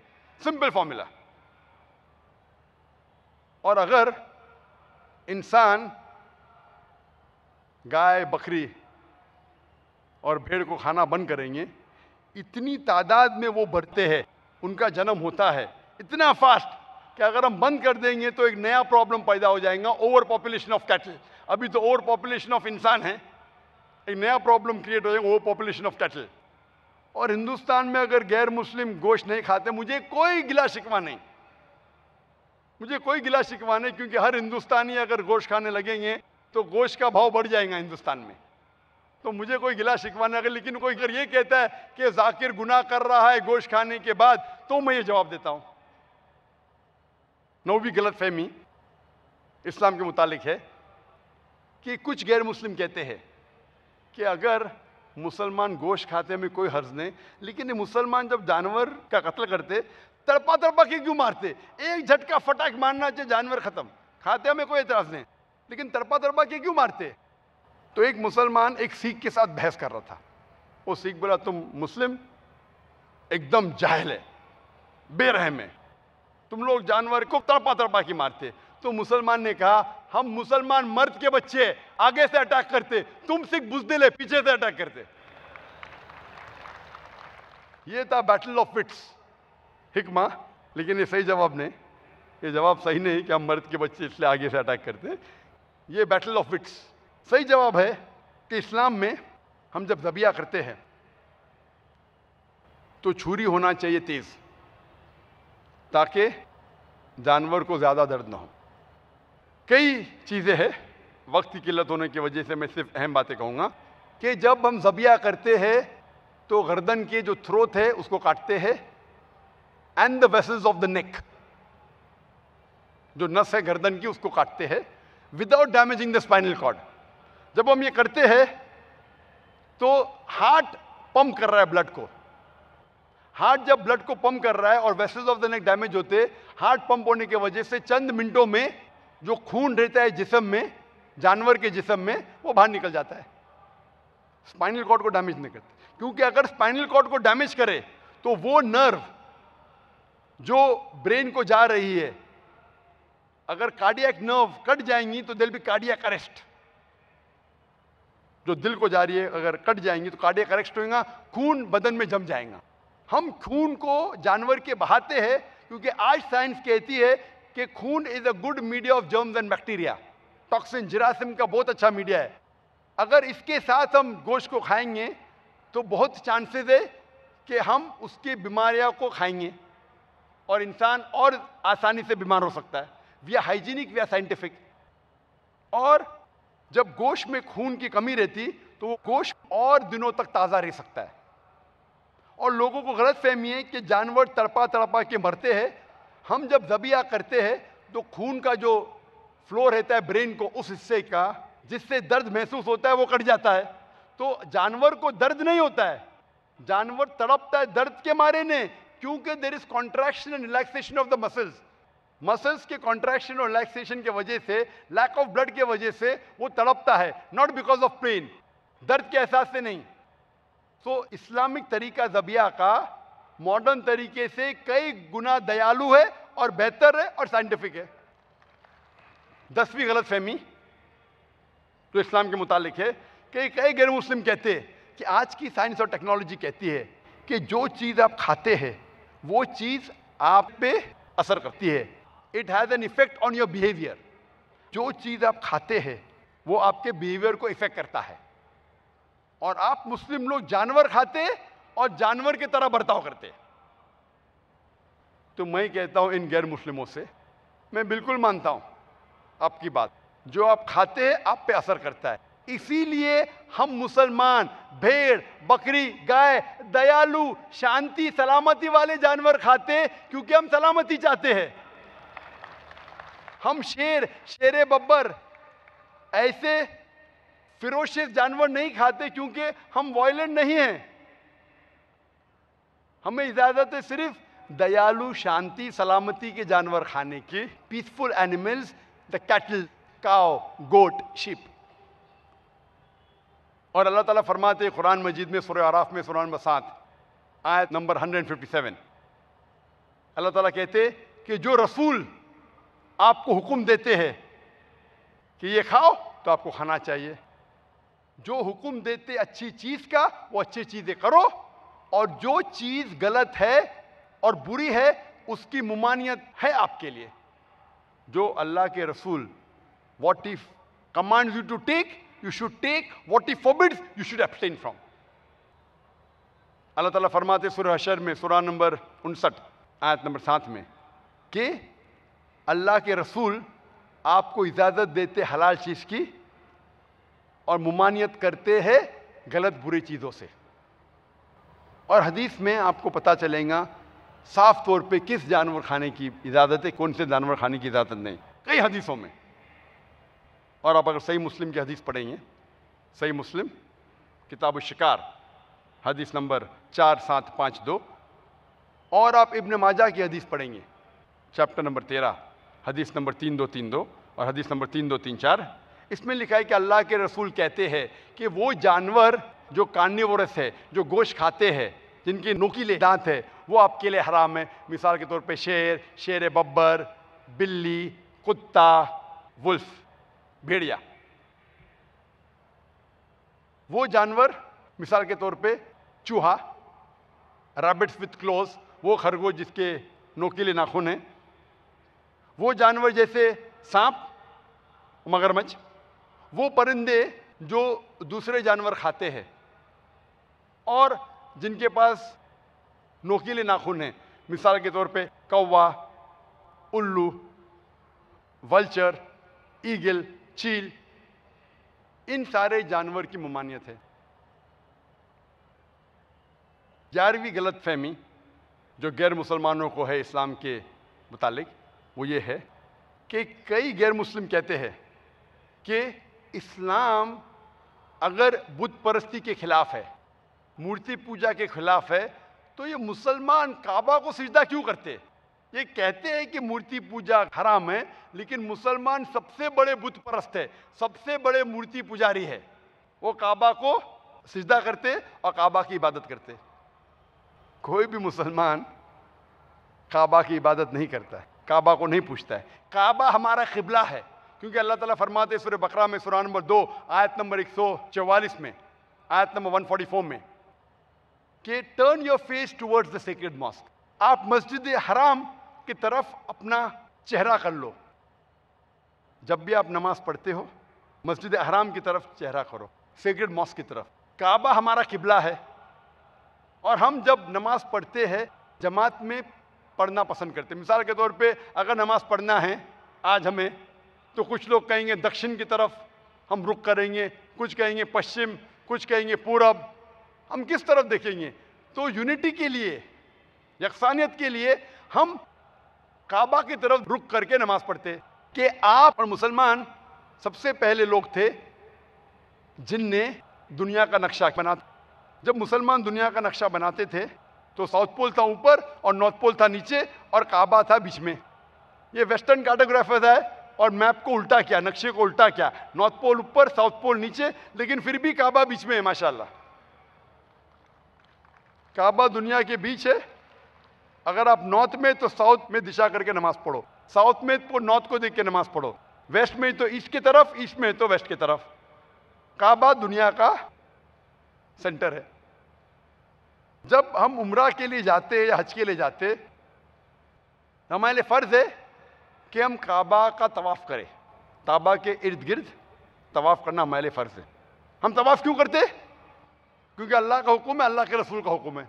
लेकिन अगर हम जहनी तौर पे सोचे क्यों करते, तो ये हमें पता लगता है कि हर दायरे, हर सर्कल का वन सेंटर है, हर दायरे का एक मरकज है।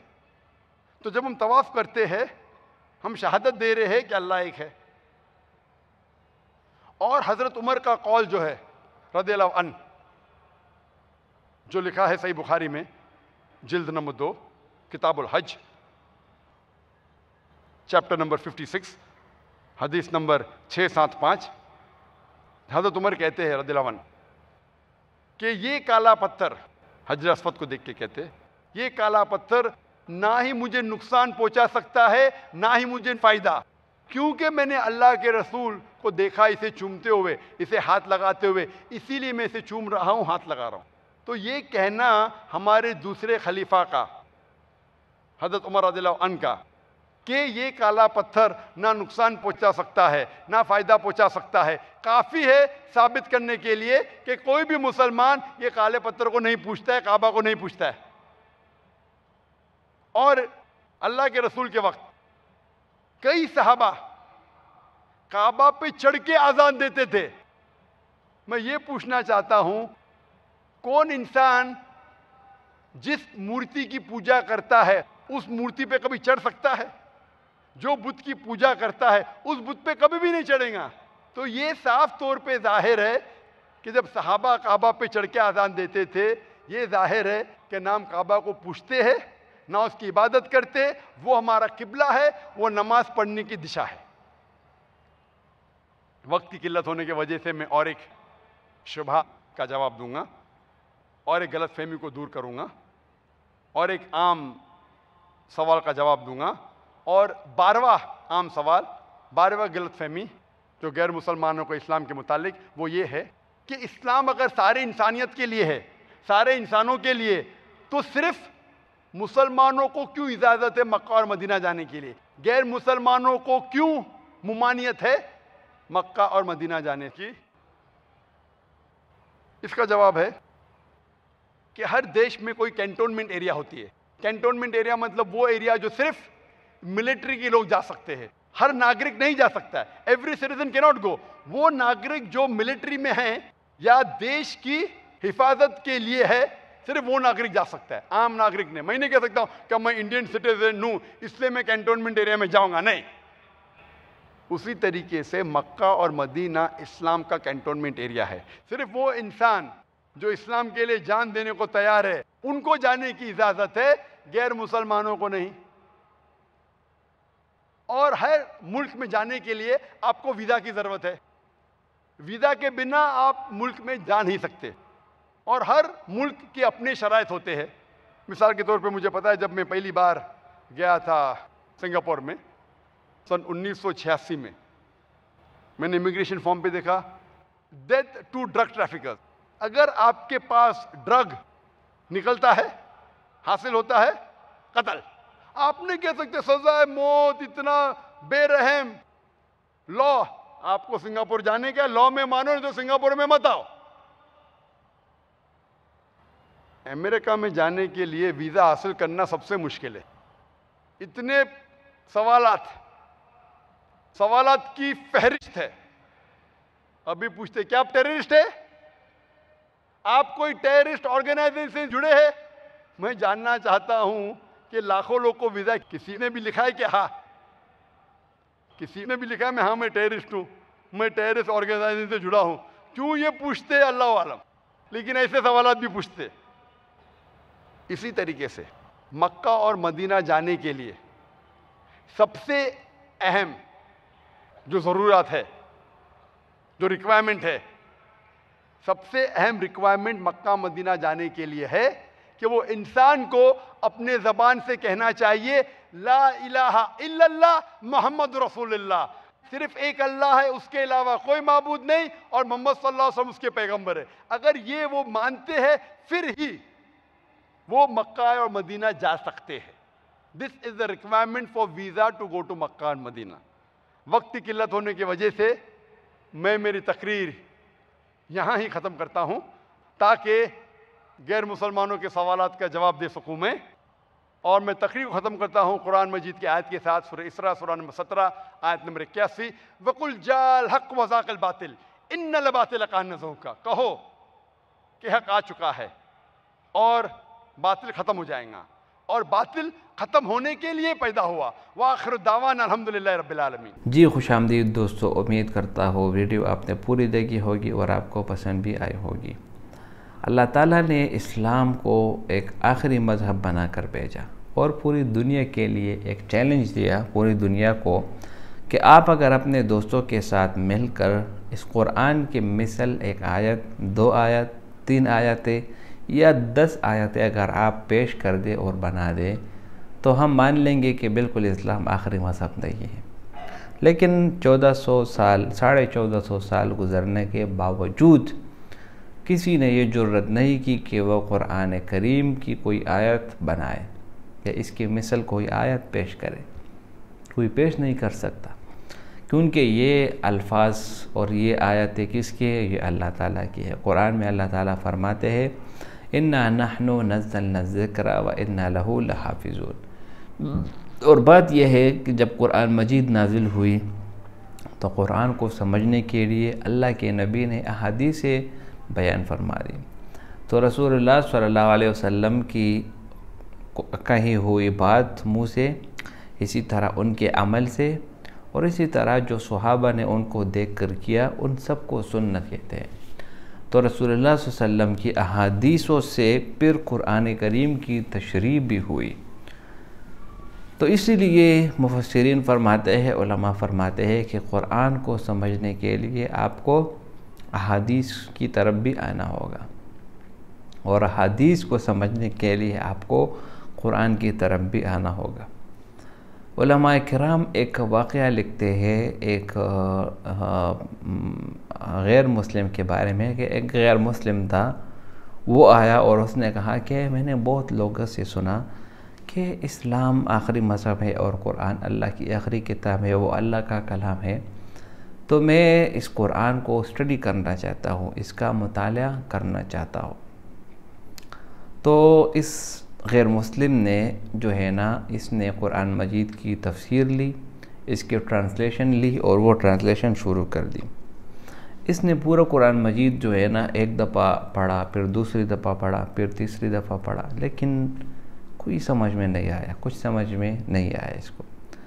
तो ये आया एक आलिम के पास, आलिम इस्लाम के एक आलिम के पास, और उससे कहा कि मैंने आपके क़ुरान को 3 दफ़ा पढ़ लिया, लेकिन मुझे बिल्कुल भी समझ नहीं आ रहा कि आखिर ये क़ुरान कहना क्या चाह रहा है।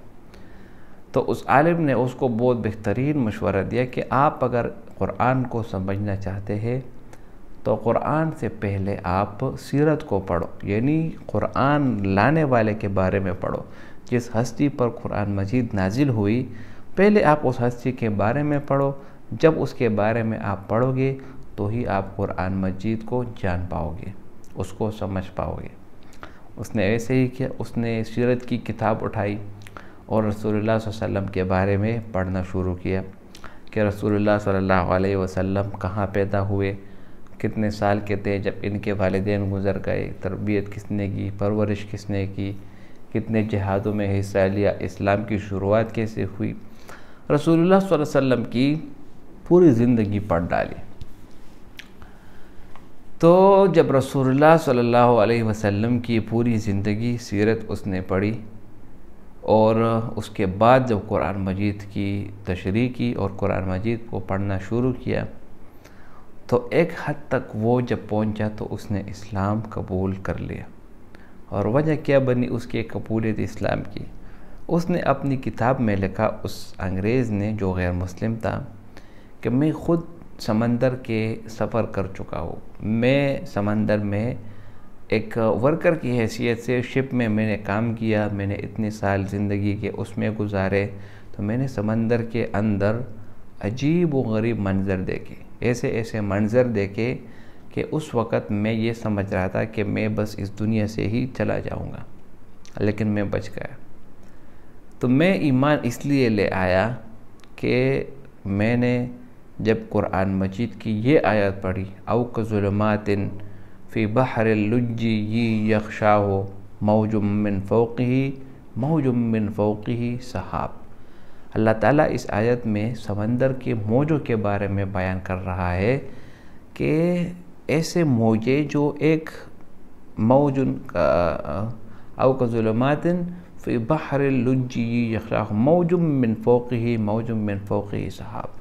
एक मौज के बाद दूसरा मौज और इसके मौज के बाद तीसरा मौज, तो गोया ये ऐसा लगता है कि एक मौज के ऊपर बादल और दूसरे मौज के ऊपर फिर दूसरा बादल, यानी समंदर की गहराई के मुताल्लिक़ ये आयत है। ये अल्लाह ताला किसी आयत के साथ, अगर आप इस आयत के पिछला हिस्सा पढ़ेंगे, जो ये अल्लाह ताला तशबीह दे रहे हैं।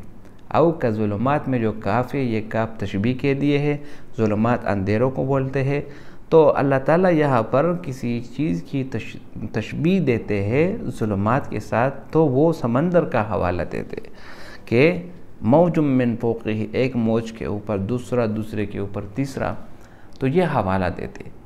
तो ये गैर मुस्लिम कहता है कि मैंने समंदर में ये वाली चीज़ मैंने देखी है कई बार, कि एक मौज के ऊपर दूसरा मौज, उसके ऊपर तीसरा मौज।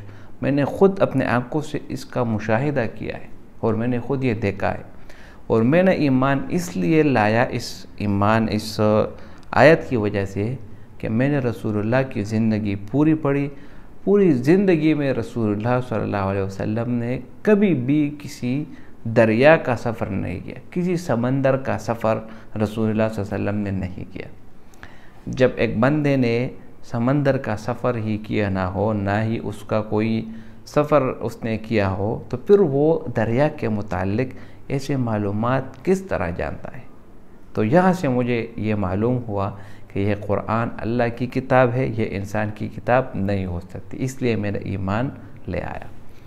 तो रसूलुल्लाह सल्लल्लाहु अलैहि वसल्लम की तालीमात और कुरान जब ये मिल जाए तो ये एक ऐसे मुआशरे को जन्म देती है जो कि सरासर हिदायत होता है। तो कुरान में अल्लाह ताला फरमाते हैं इन्ना दीन इंदल्लाहिल इस्लाम, और रसूलुल्लाह सल्लल्लाहु अलैहि वसल्लम हदीस में बयान फरमाते हैं कि जब आप किसी चीज़ को अपनी आंखों से ना देख लो, इसको आगे मत पहुंचाओ। यानी किसी चीज़ के बारे में जब आप सुनो तो पहले उसकी तहकीक करो, उसके बाद उसको आगे पहुंचाओ। तो यही वजह है कि जो इस्लाम के मुतालिक गलतफहमियाँ होती है, लोग सिर्फ उसको सुन लेते हैं और आगे फॉरवर्ड करा देते हैं, सोच समझ बिल्कुल नहीं रखते। अब इस्लाम के मुतालिक ये एक गलतफहमी है कि कुरान में अल्लाह ताला फरमाते हैं कि जहाँ मुशरिकीन को देखो उसको कत्ल कर दो। ये गलतफहमी जो लोगों ने, और फिर उसके ऊपर सवालात करते हैं कि इस्लाम ने गैर मुस्लिम के कत्लों को जायज़ करार दिया। हालांकि असल बात जो पूरी बात है वो नहीं कहते। आप इसके माक़बल देखो, माबाद देखो, बात किसकी हो रही है, पूरी बात जब आप सुनोगे तो ही समझ में आएगा। लोग आधी बात को उठाकर मुहर्रम बना देते हैं, लोगों को कहते हैं कि देखो कुरान में ये कह रहा है। तो हमेशा आधी बात जब आप नकल करेंगे तो गलत मतलब ही निकलेगा। मिसाल के तौर पर अगर आप कुरान की ये आयत नकल करेंगे, या अय्युहल्लज़ीना आमनू ला तक़रबुस्सलाह, हे ईमान वालो नमाज के करीब मत जाओ। अब आपने ये आधी आयत नकल कर दी, पूरी आयत आपने नकल नहीं की। तो यहाँ पर जो है ना, आप जब ये आयत आप नकल करेंगे कि आप नमाज के करीब मत जाओ, ठीक है, तो दूसरे के जहन में ये सवाल आएगा कि नमाज तो अल्लाह की इबादत का नाम है, उसके करीब में क्यों ना जाओ। तो यहाँ पर आपने गलत बयान नहीं की, आपने आधी आयत नकल की, पूरी आयत बता देना, आप पूरी बात बता दें। अल्लाह ताला फरमाते हैं जब आप नशे की हालत में हो तो आप नमाज के करीब मत जाए। तो ऐसे गलतफहमी लोग पैदा करते हैं और हम मुसलमान उसको आगे फॉरवर्ड करते हैं।